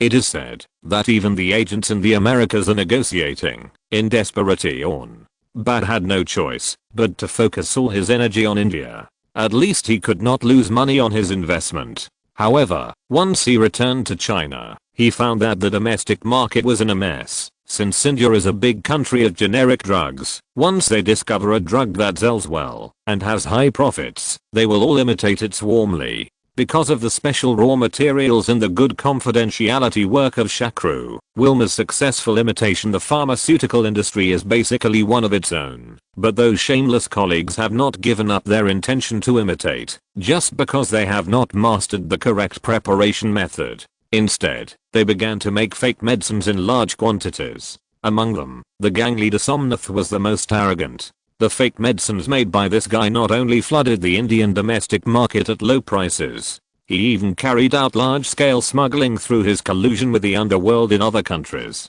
This made Buhat angry and resentful. There was no export channel for the real medicines he made. Instead, these counterfeit medicines were sold all over the world. Is there any justice in the world? Just when Buckhart was thinking wildly, the secretary came in and reported, "Boss, a Mr. Herrick is here to see you." "Herrick? Who is this man? I don't know him. Tell him I don't have time to see him today." Bat was in a very bad mood at the moment. "So I don't want to meet strangers." The secretary hesitated for a moment, then stepped forward and whispered, "Boss, you'd better meet this person. His background is not simple." "Oh. So who is he here on behalf of? Do you know who is behind him?" Bat asked seriously. The secretary took out a business card from his pocket and handed it to Bat and said, "He said he came on behalf of their boss." "This is their boss's business card." Bat took the business card and took a look at it. He suddenly took a breath and said in shock, "Daoud Ibrahim? It's actually this guy. Why did he send people here?" The secretary shook his head and said, "I don't know about this, but it's better not to offend such a person. Boss, you'd better meet him." Buckhart nodded and said, "Well, then invite him in." After a while, Herrick swaggered in with two strong men in black suits. Without Ibrahim around, this guy's state was much more arrogant. He didn't even look at the cloth once he entered the room. Hart sat directly on the sofa, crossed his legs and said lazily, "You produced that Wilton, right?" Although Herrick's attitude was extremely arrogant, Bat did not dare to be angry at all. He even felt that Herrick's attitude was normal because his boss Daoud Ibrahim was extremely powerful. His reputation definitely overshadows Somnath, who was the biggest headache for him before, so it is natural for his subordinates to be a little more arrogant. So he said with a smile on his face, yes, yes, the Swellman is produced here. If you like it, I will have someone move a few boxes to your car. What do you mean? What do you mean? Look down on us? Do you think we are not in good health and have to use your medicine to get hard? Herrick said angrily. Bad waved his hands repeatedly and said, you misunderstood. I didn't mean that. Before he could finish speaking, Herrick interrupted him and said, I don't care what you mean. I came here today to inform you that you will not be allowed to produce such a bad drug as Wheelmeng in the future. If you let us know that you still, if you dare to take out food, don't blame us for being rude. Buckhart was shocked when he heard this. Huh? Why is this? Mr. Herrick, I don't seem to have offended your boss. Mr. Ibrahim, Herrick snorted coldly. Huh? You didn't offend my boss directly, but you offended my boss's good friend Mr. Pandit. Now even our boss has to be polite when he sees Mr. Pandit. You who the hell dares to rob him? Business? To tell you the truth, even that old boy from Somnath has promised not to deal with this business in the future. You weigh your weight. If you think you can ignore our boss, then you can continue to sell it. To be continued. Chapter 119. Which, after Herrick left, Buckhart held his head in his hands and fell into the boss's chair in silence. After a long time, he raised his head and told his secretary, go and inform the sales department to suspend overseas shipments for the next few days, and then send someone to keep an eye on Somnath to see if things are really as what Herrick said just now. In the afternoon of the same day, the secretary came back and reported, boss, what Herrick said is right. The places under Somnath that were responsible for approving counterfeit medicines have now been converted to selling other products. It is said that all the stocks have been sold. It was taken away at a low price, and the fake Wheelmeng will no longer be sold. Boss, what should we do? But said helplessly, what should we do? What else can we do? Let's switch to the production of other drugs. Even someone as fierce as Somnath has been forced to give up. Is it possible that our necks are harder than his? But wouldn't all our previous investments be lost? Nama said from the bad side, and then said, you will definitely have to pay part of the compensation, but it's not too miserable. After all, these equipment and raw materials can still be sold. We don't have many others in India, and there are still many pharmaceutical factories of, Nama still said unwillingly, but if this is the case, how can we snipe Shakru in the future? Buckhart smiled bitterly and said, why are you still sniping? Didn't you listen to what Herrick said? He is now Ibrahim's guest. So who is Ibrahim? He is a master who kills without batting an eye. My son, it is said that more than 100 people have died at his hands. It's better to make less money, as long as our family is safe. That's better than anything else. Nama said bitterly, this Shakru is in vain, because our family was so kind to him, but in turn, he repaid him with kindness. He first humiliated me, and then made you bankrupt, and pay for it. I have to settle this account with him. After saying that, he strode out quickly. Quickly shouted from behind, Nama, what are you going to do? Don't do anything stupid. Then he looked back at the secretary and urged, what are you still doing? Hurry up and chase. Nama is so impulsive that she dares to do anything. Although Nama didn't go far in the end. She was stopped by Bat's workers, but this still did not stop her from taking revenge. Early the next morning, she took a sum of money and 2 servants to a remote neighborhood in New Delhi because she heard from her friends that a witch with extremely powerful powers and the best curses lived here. There are still many witches in India, but there is a huge difference between urban and rural areas. If a woman is identified as a witch, her fate is destined to be tragic. According to statistics, in the 15 years from 2000 to 2015, at least 2,500 women were executed as witches in rural India. They were killed in the name of the police. Although many areas have legislation prohibiting this type of lynching, the relevant laws and regulations are very well implemented. In fact, most witches do not know any witchcraft, let alone caste witchcraft to curse others. They are usually single women or widows. Because the land or property they own is coveted by people with ulterior motives, they are falsely accused of being witches. Most people, due to their low education and extremely religious and superstitious beliefs, are wary of such witches who may cause harm. With the mentality of preferring to kill the wrong person, these so-called witches were forced to drink urine or eat feces in front of everyone, and then were stripped naked and paraded through the streets. Many witches committed suicide after being paraded through the streets because they could not bear the humiliation. In sharp contrast to their miserable counterparts in the countryside, witches in the city generally fare better, but in fact they are not real witches. He doesn't even understand witchcraft. He is just trying to fool people, just like some so-called masters in China. The witch that Nama came to see was a very famous witch in New Delhi. The reason why she lived in this remote neighborhood was not because she had no money, but to create this atmosphere. This is just a studio for her. In fact, she has 2 houses in a high-end community. The studio was very atmospheric. At least Nama was shocked when she came in. The lights were dim, the music was weird, and various indie gods and all kinds of strange religious equipment could be seen everywhere. In short, what this arrangement wants is to get the head start. This fake witch also put a lot of thought into her clothing and makeup. In order to appear mysterious and close to the image of a witch, she deliberately made herself a little older. The specially made glasses lenses looked like they were risking their lives in the dark environment. There was a cold light, and the patterns on various ornaments and sari were deliberately made to be extremely weird. Anyway, Nama felt that this must be a very powerful witch.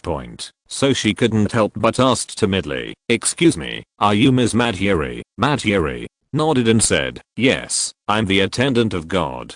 Madhuri, little girl, do you have anything to do with me? Oh, I heard that you are a very powerful witch, especially good at cursing bad people, so I would like to ask you to help me curse a ruthless bad guy who repays kindness with hatred. Nama said with hatred. Madhuri deliberately made a weird laugh, and then asked, "Little girl, it sounds like the person you want to curse is a young man."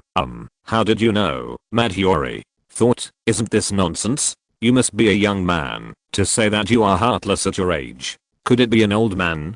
But on the surface, he still looked mysterious. Have you forgotten what I do? Nama suddenly realized, oh, yes, you have such great magic power, it must be calculated. Then can you help me curse him? That depends on how much you want to curse. Do you want him to get a serious illness or encounter an accident or something? Nama answered without thinking, I hope he can go bankrupt and become a pauper. Madhuri shook his head and said, this is impossible. My magic power is ineffective against money. In fact, this is because it is too difficult to make people bankrupt, unlike getting sick or having a car accident, which is easier to operate. For example, someone can poison his food to make him sick and arrange an unsuccessful car accident or robbery, which is a life-threatening situation. Seeing this, I think everyone must have understood that this so-called curse is actually a lie. It's just that she has connections with a gang. She is responsible for cursing and fooling people, while the other side is responsible for sending people to poison or rob to cover up her lie. The final reward is divided in half between the two parties. Chapter 120, Spellcasting Medium. Nama hesitated when she heard that she could only curse the physical injuries. In fact, she still cared about Shakru in her heart. She cursed him for bankruptcy and she just hoped that he would become a pauper again and then continue to use her family's wealth to marry him. But now she can only curse the physical injuries, which makes her a little reluctant to let go. However, the power of hatred, especially the power of hatred caused by love, is extremely huge. Nama quickly made up her mind and said, then let him get seriously ill and let him have a taste of retribution. That's no problem, but I need this young man's name and some spellcasting materials, which you have to provide. Madhuri said calmly, still looking inscrutable. Oh, his name is Shakru Pandit, but what materials do you need to cast the spell? The man's head and fingernails. Madhuri replied. This request made Nama a little embarrassed. These things are difficult to deal with. How about this? How about I give you more money and you just curse him? Madhuri shook his head and said, this is not possible. My magic power is not so advanced that I can curse people with just one name. And what if there are people with the same name? So there must be a spellcasting medium. In fact, the medium for casting the spell is his teeth, but considering that teeth are more difficult to obtain, The next best thing is to ask you to provide the head and nails. Nama replied helplessly, well, then I can only bribe the people around him to get it, but you have to wait for me for 2 days. This thing cannot be obtained in one go, especially nails. Matyuri nodded to express his understanding. Well, don't worry, it will take me a few days to prepare the potion anyway. How about this? You pay the fee first, so that when you bring the nails and head, we can directly made a curse. You have to pay the reward now. Nama inherited the genes of her money-obsessed father, and she felt heartbroken when she heard about paying. Matyuri replied matter-of-factly, of course, I have to start mixing the potion for you now.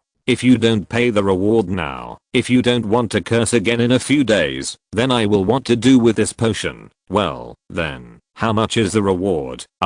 Young guys are generally in better health, so the concentration of the potion must be high, which will cost a little more, so you can get 1 million rupees. Matyuri did the math, and said. Nama was shocked. What? 1 million rupees? So much? If it's too much, you can find someone else. Matyuri said with an unhappy look. You must not bargain with customers in this business. You will get whatever you say. You must maintain a superior appearance, otherwise no one will obey you. Nama hesitated for a long time, and finally had no choice but to sign a check, then handed it to Matyuri and said, okay, 1 million is 1 million, but if your curse fails, be careful, I will smash you. The sign. Matyuri quickly took the check, and then promised, don't worry about this. If it doesn't succeed, I will return all the money to you. It seems that you came to me through someone else's introduction. Then you can ask the person who introduced you here. How is my reputation, Matyuri? After Nama left, Matyuri immediately took off the hat on his head, turned on the lights in the house, then walked to the back room and said carelessly, Karen, come out quickly and get ready to work. A bald man with a stout body wearing a tight-fitting vest that highlighted his figure came out and said with a smile, what's wrong? Do you want to work on the bed? Matyuri opened the big hand extended by the bald Karen and said with some dissatisfaction, why do you think about this kind of thing all day long? This time it's a big deal. 1 million rupees of poisoning. Go to Boss Harik and find out what the background of this guy named Shakru Pandit is. If there is no problem, we should make him seriously ill in a few days. Bald Karen murmured while putting on his coat. Shakru Pandit? This name sounds so familiar. I seem to have heard it somewhere. Matyuri urged, what are you mumbling about? Go back quickly. Let's have a good fight tonight and see how many times you can last without eating Wilson. The bald Karen snorted coldly and said, humph, I eat that stuff just to have a taste of it. When I haven't eaten it before, I still make you scream every time. Not long after, the bald Karen rushed back with a solemn expression. As soon as he entered the door, he said sternly to Matyuri, who was wearing sexy underwear and sticking it directly to his body, baby, we can't take this business. When that woman comes again, just refund the money to her. Matyuri was suddenly startled and asked directly, why can't you answer it? Because this Shakru is a good friend of Harik's boss, Mr. Ibrahim. Now even Mr. Ibrahim has to be polite when talking to him. You still want to drug him? Let Harik, if the boss knows about it, then I won't take your skin off. Bald Karen explained, and then he muttered, I just said that this name sounds so familiar to me. It turns out to be this divination master. Karen, what did you say just now? Repeat it again. Matyuri suddenly asked. Bald Karen replied in confusion, I said that Mr. Shakru Pandit is a good friend of Mr. Ibrahim, the boss of Mr. Harik. We can't afford to offend him. Matyuri interrupted, it's not this sentence, it's the sentence you muttered later. Oh, I asked why this name sounds so familiar to me. It turns out to be this master of divination. Bald Karen repeated, you said he is a master of divination. Bald Karen nodded and said, yes, his priestly divination skills are very powerful. In this European Cup, before the game even started, he predicted who the champion would be, and he predicted the extremely unpopular Denmark. Team. No one believed his divination results beforehand, but when Denmark won the championship, everyone was dumbfounded. Otherwise how could he, a small businessman, be valued by Mr. Ibrahim? After listening to the words of the bald Karen, Madhuri pondered for a long time, and then said, "Oh, that's it. Then this matter will be easy to handle. Although we can't make the million rupees this time, we can use this to selling a favor to this Mr. Pandit is a good thing, and maybe I can use him to directly climb the big tree of Mr. Ibrahim." Chapter 121. Using the opponent's trick. Bald Karen was very puzzled by Madhuri's words. He touched his big head and said, "What do you mean? I can't understand you." Madhuri replied angrily, "You don't need to understand, you just need to know how to find this Mr. Pandit." Bald Karen nodded and said, "That's no problem." He opened a very big pharmaceutical factory. By the way, this woman was produced by his pharmaceutical factory. Madhuri was so angry that she punched him. "What time has it been, and you still have the mind to think about Wilman? Take me to see Mr. Pandit right away." Although Shakru was very surprised by the visit of these two people because he didn't know them at all, but he had nothing to do at this time, so he asked Preeti to bring them in point. As soon as he entered the door, Madhuri saluted. "Hello, respected Mr. Pandit." Shakru also nodded and said, "Hello, madam, do you have any business with me?" Madhuri took a step forward and whispered out of habit, "Mr. Pandit, it's like this. My friend and I are this bald Karen. We work under Mr. Harik to make ends meet by pretending to be magic. Yes, but today a girl named Nama came to me and offered me 1 million rupees to curse you." Hearing this, Shakru couldn't help but curiously looked up and down at the woman in her 30s, who still had good skin and figure, and joked, "Can't you tell, you still have some magic power? Someone is willing to offer you 1 million rupees." Madhuri replied with some embarrassment, "There is no magic power.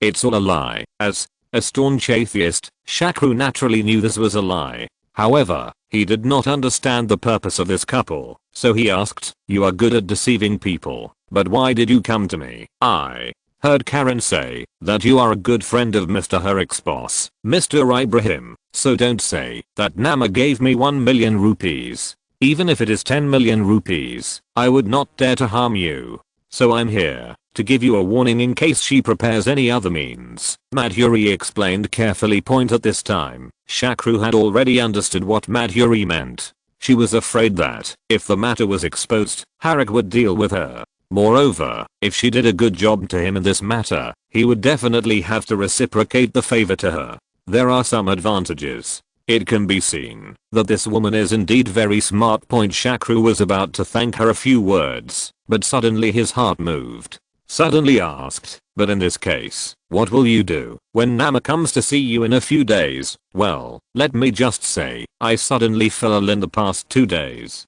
I don't have enough mana to curse, so I just need to return the 1 million rupees to her."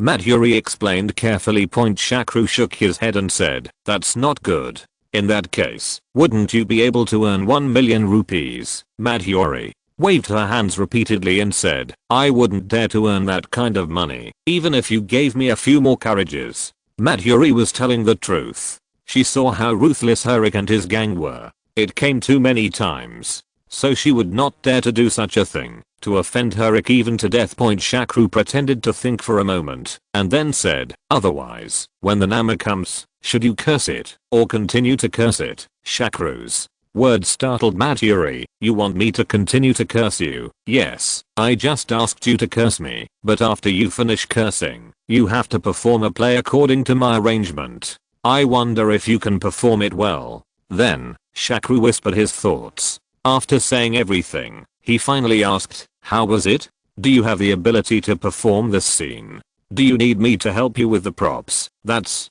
not necessary. I have all these things over there." "But, Mr. Pandit, why are you doing this?" Shakru explained. "There are only those who commit thief for 1,000 days, and there is no one who can guard against thieves for 1,000 days. As you just said, even if you don't help Nama here, she might find someone else to harm me, so how about I just scare her so much that she never dares to think about dealing with me again." Besides, you must have heard of my reputation for sacrificial divination, right? Well, I heard about it. Your divination skills are really amazing. You can even predict events many months in Europe with great accuracy. It shows that you are an expert with real talent and knowledge, unlike me. It's totally a lie. Madhuri was half sincere and half flattering, but she didn't believe that Shakru had any so-called sacrificial divination. What she admired was that Shakru could deceive him. Live with a giant like Ibrahim. Shakru sighed and said, hey, although I can predict very accurately sometimes, but you are also in this business, so you naturally know that the fragrance of wine is also afraid of deep alleys, so I also plan to take advantage of this time to promote your reputation. You understand this? Madhuri nodded repeatedly and said, I understand it too well. I think I spent a lot of effort to gain fame. This is how the world is. No matter how powerful you are, no one knows about it. Very useful. Well, that's good. As long as you can help me do this well, not only will all the 1 million from Nama belong to you, but I will also give you another 1 million rupees. Shakru smiled said, how can this be done? How can I ask for your money? Madhuri refused repeatedly. What's yours is yours. As long as you do well, maybe we will have the opportunity to cooperate in the future. PS. Yesterday, due to the temporary train schedule, all my plans were disrupted. I thought I would arrive home at around 10 o'clock in the evening, so that I could finish writing this chapter and post it, but I did not arrive home until 12 o'clock. I shamefully stopped updating yesterday. No matter what, it's my fault for discontinuing updates, and I would like to solemnly apologize to everyone. PS2, recommend a book. There are very few books about traveling into primitive society, and almost no books about traveling into matriarchal society. This book Primitive Rise is about a veterinarian who travels into the matrilineal society of primitive society. Although the author is a newcomer during the clan period, he has done a good job in preparation and the details are very realistic. Especially the pottery making section is very solidly written. Friends who like this style and subject matter can check it out. Chapter 122 Backlash. Miss Nama, these are the things you want. A young girl in a maid's uniform stretched out a small wooden box point. Just as Nama was about to take it, the maid took her hand back with some hesitation and said hesitantly, Miss Nama, you promised to give it to me before she could finish speaking. Nama took out a wad of money from her handbag and threw it on the table. She snorted coldly, how much more money can I give you? But I have to test it first. Damn it, don't let me fool you with some hair and nails. The maid's face turned red, and she defended herself. Please believe me, Miss Nama, these hair and nails must belong to Mr. Pandit. Especially these nails. I spent a lot of effort to get them. Apparently, this maid works in Shakru's villa, was bribed by Nama with money to collect the magic medium needed by Madhuri. Bibalava had already reported this to Shakru. After all, when it comes to professional skills in this area, a little maid, how could he be the opponent of the professionally trained Soviet swallows? Nama pretended to check for a long time and then said, I'm sorry, you don't dare to lie to me. Okay, take the money and get out of here. After driving away the maid, Nama secretly came to Madhuri again. As soon as she entered the door, she asked, how is it? Is the potion ready? Madhuri was still dressed as a witch, still acting mysteriously and indifferently, and did not speak. Instead, she took out a clay pot with a simple shape and strange patterns that had been prepared for a long time. Pointing to the black liquid that was constantly churning and bubbling inside, he said, see, it's already been prepared.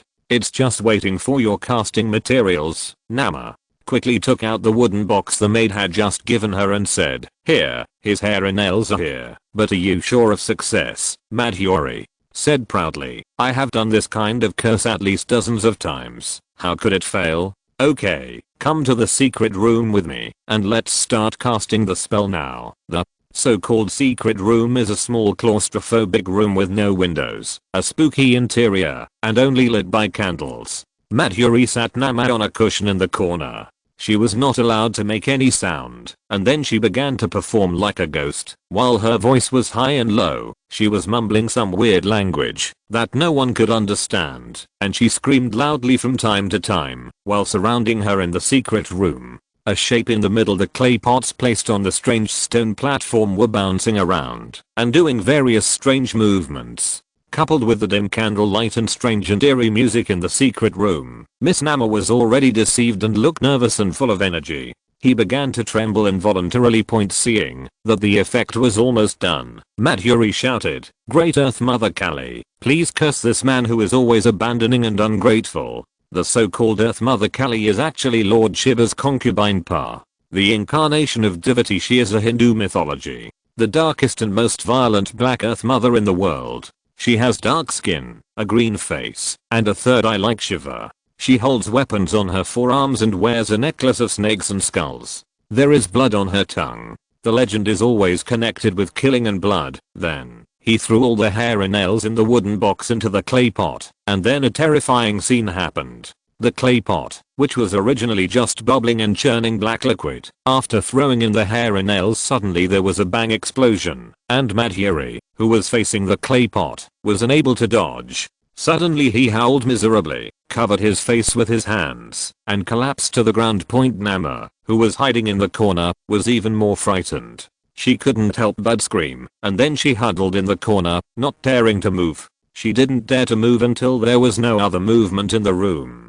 He slowly got up, tremblingly walked to Madhuri's side, and asked in a trembling voice, "How are you? How are you?" Madhuri, who had been waiting impatiently for a long time, sat up suddenly and shouted, "You liar! How dare you lie to me?" Originally, Madhuri's outfit was already mysterious and a bit scary. At this moment, in order to create an effect, she even pretended to be injured by the explosion. Her hair was disheveled, and her face was covered in blood. Coupled with this shrill voice, Nama was immediately frightened. Zubei couldn't even speak clearly. How could I lie to you?" Madhuri still shouted sharply, "You didn't lie to me. You didn't lie to me. How could I become like this? Tell me honestly, who is this person you want me to curse?" "Just a young Brahmin businessman named Shakru Pandit," Nama explained tremblingly. "What? Brahmin businessman? He is obviously a holy priest," Madhuri said angrily. "How is this possible? Where are there any priests in modern society?" Nama asked in confusion. "Then, there are no witches in modern society? Then why did you come to me?" "And this is what the Great Earth Mother Kali told me, saying that I was cursing a guardian of the Pandya kingdom and a Pandit priest. Man, that's why my curse was backlashed, and that's why I turned into this ghost. It's all because of you." As he spoke, Madhuri moved his face covered in blood close to hers. Nama screamed shrilly. Although she was smeared with blood plasma, in this situation, Miss Nama, who had little experience in the first place, had lost the ability to judge and cried, I don't know what kind of priest he is. It's really not my fault. The worst. I don't want the deposit. Please let me go." After that, he turned around and ran away. Naturally, Madhuri would not chase Nama's escape. He just pretended to scream a few times behind her, urging Nama to run a few steps faster. Seeing that Nama had already escaped from the door, the bald Karen who was responsible for playing music in the next room, came in and said disdainfully, "With this little courage, you want to attack Mr. Pandit. You really don't know how to live or die." Then, he seemed to have suddenly discovered something interesting. He took a step closer and laughed. "Baby, I suddenly found that the environment here is so exciting. It must be a very special experience to do that kind of thing here. How about it? Do you want to try the powerful will that Mr. Pandit gave me?" Madhuri slapped his big hand that was touching her sensitive parts and said angrily, "What a joke. You are not afraid of offending the gods by doing it here." Bald Karen said disapprovingly, "Don't you believe this?" "I don't believe it, but this is the guy who feeds me, so it's better to be a little cautious. If you're listening to this novel on a channel other than Fanfic World, it means they downloaded and uploaded it without effort. We cordially invite you to visit our channel, Mundo Fanfic Novelos. There you'll find the original version of this story and you can explore many other novels of various genres. We're waiting for you to immerse yourself in a world of incredible novels. Chapter 123 Interview. Tassim, I heard that you want to return all the sacrifices of the Panda Kingdom to that Shakru Pandit, right? On this day, Tassim's wife Anuka suddenly broke into his house office, asked sullenly point. Although her face was gloomy and her tone was unkind, Tassim didn't seem to notice it at all, and just replied calmly, yes, I want to pay him back, and I will pay him back without a penny. Anuka was furious after hearing this, pounded the table and shouted, are you crazy? Our harvest in the temple this time was already pitiful, and now you have to take out the things you got and give them away. Are you? Don't you think it's too much money? Tassim did not answer, but pushed the 2 newspapers on his desk, pointed to the news interviews circled in red pen on them, and said, look at these 2 pieces of news, and you will know why I'm doing this. Done. I don't have the time to read any nonsense news right now. Anuka said impatiently. Tassim still pushed the newspaper firmly, and said in a deep voice, I think you'd better take a look. The answer is in it. In desperation, Anuka had no choice but to suppress her anger, and picked up the newspaper. One of the 2 reports was social news. It said that a well-known witch appeared in New Delhi, and was killed when she was commissioned to cast a curse. A powerful backlash caused him to be seriously injured, and he entrusted her with the girl who performed the curse was also seriously frightened. The reason for the backlash is said to be that the cursed person is actually a descendant of the priestly family of the Panda Kingdom, and has deep magic power, so the curse not only does not work on him, but also casts the backlash caused by the cursed witch. After reading it, Anuka sneered, do you believe this kind of fabricated news? Just because that Shakru is the descendant of the Panda Kingdom's priests, so you rush to give him gifts? Tassim calmly pointed to another newspaper and said, read this one as well. Then we'll talk. Anuka snorted coldly, then picked up a newspaper. The report in it was no longer the eye-catching gossip, but a serious interview. She was the subject of the interview. Although I don't know him, I have heard many people mention it. She is the most miserable Princess Sakina among the last royal family. There are 2 reasons for the interview. First, the old princess who was so poor that she could only live in a wooden house in the forest suddenly became rich, left the dilapidated wooden house, moved to the town, and hired people. She hired servants, bought a house, and renovated it extensively. Many people were very curious about her sudden wealth. The second reason is that the new film company Polaris, which has just become famous with Bandit Queen, has announced the preparations for its 2nd film. It is said that this film is based on the life of Princess Sakina's mother, Princess Wilayat. The film was created based on a prototype, and the title of the film is very fitting. It is called The Last Princess. And it is said that this was authorized by Princess Sakina, so this is also a selling point. So this interview was born. Princess Sakina, I heard that Polaris Film Company's new film The Last Princess is based on the life of your mother, Princess Wilayat, and has been authorized by you. Is this true? The reporter held a microphone and interviewed. Sakina nodded and replied, yes, this movie was indeed authorized by me, but I personally signed the contract provided by Mr. Pandit, the boss of Polaris. Oh, are you satisfied with the script? The reporter continued to ask. To his surprise, Sakina shook her head and said, to be honest, I haven't even read the script. Ah, no way. You didn't even read the script. You agreed to authorize it. Could it be that Mr. Pandit gave you a very generous authorization fee? The reporter asked in surprise. What are you talking about? You are questioning the integrity and majesty of a noble, a princess, and a member of the royal family. If I were still in power, I would have you hanged just by your words. Believe it or not, Sakina said angrily. I'm sorry, Princess Sakina, I said the wrong thing. Please forgive me. Although he was apologizing, the reporter was quite disapproving in his heart, thinking that you have already fallen to this point. Why are you putting on airs with me just to get this interview copy? He still had to reluctantly compromise. Well, since your apology is quite sincere, I will forgive you first. Sakina said proudly. Princess Sakina, could you please tell me why you were willing to sign the authorization without even seeing the script?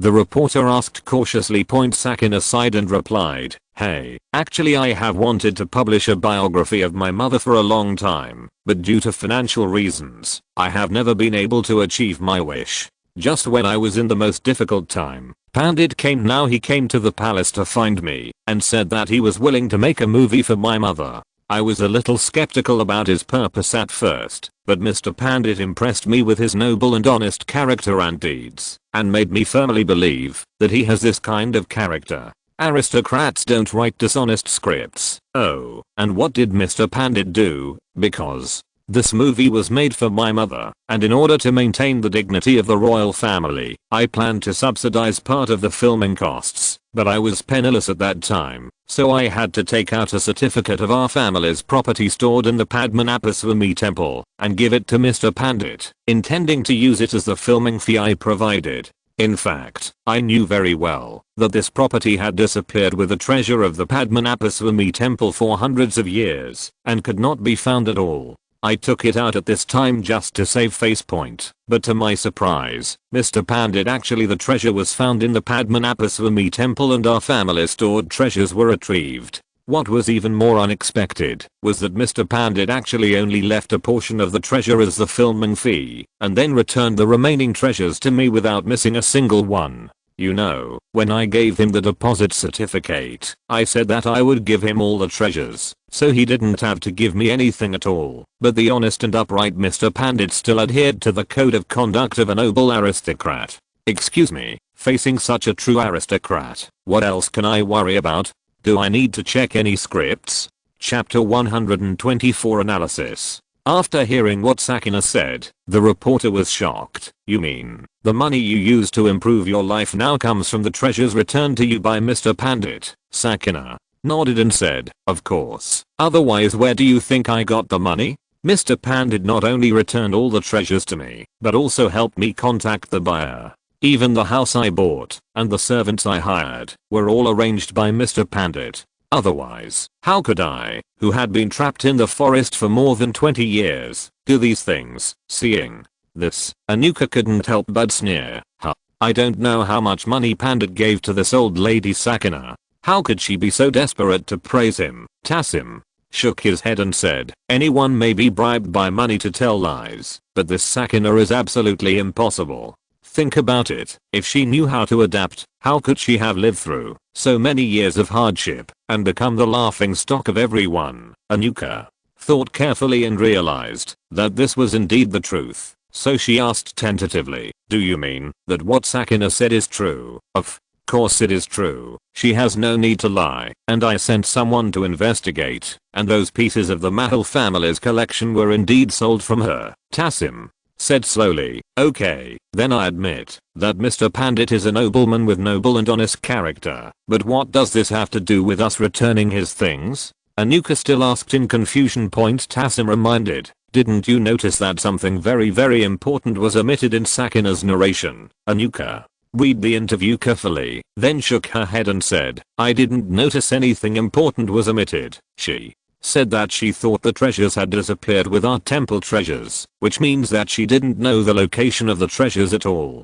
Tassim said in a deep voice, yes, she really didn't know, otherwise she wouldn't have given everything to Pandit, and she wouldn't have been so excited, because Pandit gave her things back. Then, where did this Shakru Pandit know the location of the treasure? There are so many people in our family who haven't found the treasure for so many years. How did he know where it was exactly? And he was so confident that he dared to advance the search fee to cooperate with me. Yes, how did he know? Tassim didn't answer, but just tapped the first newspaper with his finger heavily. Anuka couldn't help but exclaimed, no way, are you saying that this Shakru Pandit really has magic power? Did he use magic power to calculate the location of the treasure? I don't know whether Pandit has magic power or not, but it is absolutely true that he knows the long-lost sacrificial divination technique of his family. Otherwise, it would be impossible to explain why he easily found the treasure that our family had been searching for hundreds of years, and why he would rather take the least valuable gold chain and leave first on the first day of excavating the treasure. Although Anuka couldn't explain the question raised by Tassim, She still didn't believe it, but isn't it a bit far-fetched to believe that he has some kind of sacrificial divination technique just because of this? And these two, there is no mention of sacrificial divination in any newspaper. How did you get this connection? First, sacrificial divination is the magic that the Pandit family is best at. This can be seen in many ancient books. Otherwise, their family would not be able to hold the position of the Pandya kingdom priest. Second, there is one thing you don't know. You have heard of the evil man Ibrahim. Some time ago, Pandit successfully predicted a major event, which completely convinced him. Now Pandit is Ibrahim's guest of honor. Although I don't know what the specific event is, it must be someone who can convince this evil man. It's a big deal, and I sent someone to investigate the first report. The girl who asked the witch to curse Pandit was his enemy. She spent ₹1,000,000 to invite Madhuri, the most famous witch in New Delhi, to curse Pandit. As a result, when cursing, the pottery jar containing the potion and Pandit's hair and nails exploded, and the witch was blown up on the spot with blood all over her face and unrecognizable. The girl was so scared that she ran away and lost her mind. This matter has spread all over New Delhi. It is definitely true. Now you should know why I want to return the things to him, right? Tassim explained. Tassim believed all this not because he was simple-minded, but because he had always been very puzzled as to why Shakru could find their family's treasure, and why he could accurately judge that the government would take action against the treasure and run away with the gold chain that was most easily converted into cash in advance. So when he heard the news, he naturally identified himself with the situation and firmly believed that Shakru must have a magical sacrificial divination technique and had predicted all this in advance so he could seek benefits and avoid harm and enjoy the greatest benefits alone. Of course, this is also related to the education he received since childhood and the common beliefs and customs in India. Oh my god, so magical. We can't offend such a person. Let's send the things back to him quickly and see if he can help us predict what we should do next to get back the things that the government has detained in the museum. Anuka changed her face faster than turning a book and instantly changed from opposing to agreeing to return the sacrifices of the Pandya kingdom to Shakru. After the discussion, Tassim and Anuka packed up their things, brought their servants, and went to New Delhi with great fanfare to return the offerings that the Pandya kingdom had offered to the Padmanabhaswamy temple. This momentum immediately pushed the reputation of the high priest of Shakru to a new height, but it also brought him an unexpected trouble. PS. In view of the current serious piracy and the fact that this book can only rely on subscriptions, I plan to conduct an anti-theft test on an experimental basis. But don't worry, I will not use the traditional anti-theft method of uploading garbled characters first and then correcting them, which is extremely harmful to the reading experience of genuine readers, especially automatic subscription readers. Instead, I will use the chapter name anti-theft method. In other words, you may see to chapter 128, but in fact the second chapter 128 is chapter 129, which can avoid piracy and collection, and will not affect everyone's reading experience. The only trouble is that it takes some time to search the catalog. Please forgive me and support me. Chapter 125. Rich people have distant relatives in the mountains. As the saying goes, blessings are where misfortunes lie, and misfortunes are where blessings depend. It is also said that everything has two sides. A more popular saying is that when you open the windows to let in fresh air, it is inevitable that there will be flies. Mosquitoes flew in.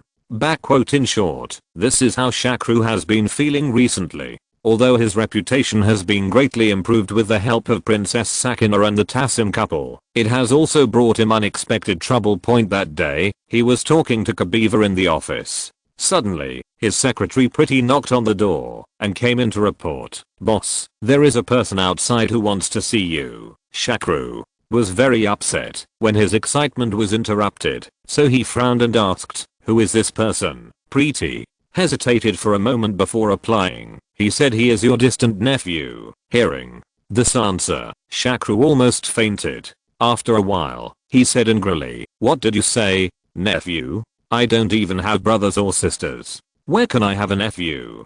But after thinking about it, although he had took over little Shakru's body in memory, but it was inevitable that some less profound memories would not be preserved. Maybe the person who came might actually be a relative of Shakru, so he ordered, well, let him come in, and let me see who it is. Within a few minutes, a tall, thin young man with curly hair came in. As soon as he came in, he cried to Shakru, "Uncle, I have found you. I'm your poor nephew Mal." Ken. Shakru looked at the young man carefully. Except for his fair skin, he didn't find any similarity with his own appearance, so he asked, wait a minute, you said you are mine nephew. Why do I have no impression of you at all, and we are almost the same age? Markin choked up and explained, Uncle, I don't blame you for not having an impression. In fact, I have never met you. But my father told me, before he left, that I had a man named Shakru in New Delhi.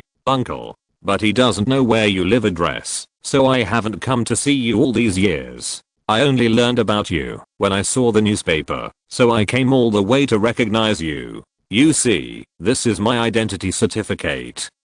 He took out something like a card from his pocket and handed it over. Shakru took it and looked at it and was speechless. This was actually a voter card. He was about to say, what's the use of giving this to me? At least it must be an ID card, to be regarded as proof of identity, but he suddenly thought, which is in India. Many people may not have thought of it, but India does not have an identity card. It's not that there is no such document, but that there is no such system. It was not until 2009 that the plan to implement the ID card system was launched, and it was announced that 60% of the population would be counted by 2014. This efficiency is only achieved by the Indian government. I had the nerve to propose it openly.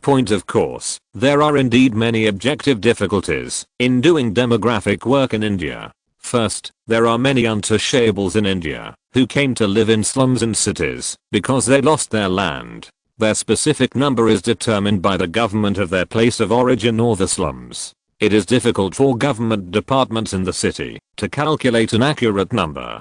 Second, India is still home to a large number of refugees who have migrated from neighboring countries. These people do not register with the government departments at all, so it is difficult to count them. The third is that there are still many armed controlled areas in India, and the population there is impossible to count. Therefore, the population total announced by India is quite inaccurate. It contains a lot of estimates, so maybe India has already passed China in terms of total population point. Since there is no unified ID card, the things used to prove identity in India are very confusing. Driver's license, voter ID, bank account and even low price grain purchase certificate can be used to prove identity. But in fact, there are huge loopholes in this. Taking the 4 certificates above as an example, you can apply for 4 certificates with different names, so that you have 4 identities. Just when Shakru was having a headache holding this voter card named Markan Pandit, the little secretary pretty knocked on the door again and said, "Boss, here comes another person who claims to be your aunt. People, let her in." Shakru was stunned for a moment after hearing this, and thought to himself, what happened today? Why did relatives I didn't know suddenly pop up like mushrooms after a rain? But after thinking about it, he had roughly guessed what was going on, so he smiled and said, "Let her in. Of course, let her come in. Come in." Then he turned to Markan, who claimed to be his nephew, and said, "Mr. Markan, my aunt should be your grandmother. Do you recognize this elder?" Obviously, Markan did not expect this, and was immediately speechless. At this moment, a middle-aged woman wearing a dark pink sari walked in. As soon as she came in, she wanted to open her arms and hug Shakru, and said something in her mouth. He muttered in a tearful tone, "My poor little Shakru, you made it so hard for your aunt to find you." For such a person of unknown origin, Shakru naturally would not let her get close to him, so he gave Kabiva a wink. Kabiva immediately stepped forward and blocked the woman's direction with a cold attitude. Although the middle-aged woman looks better than Kabiva, she was much stronger, but she was no match for her.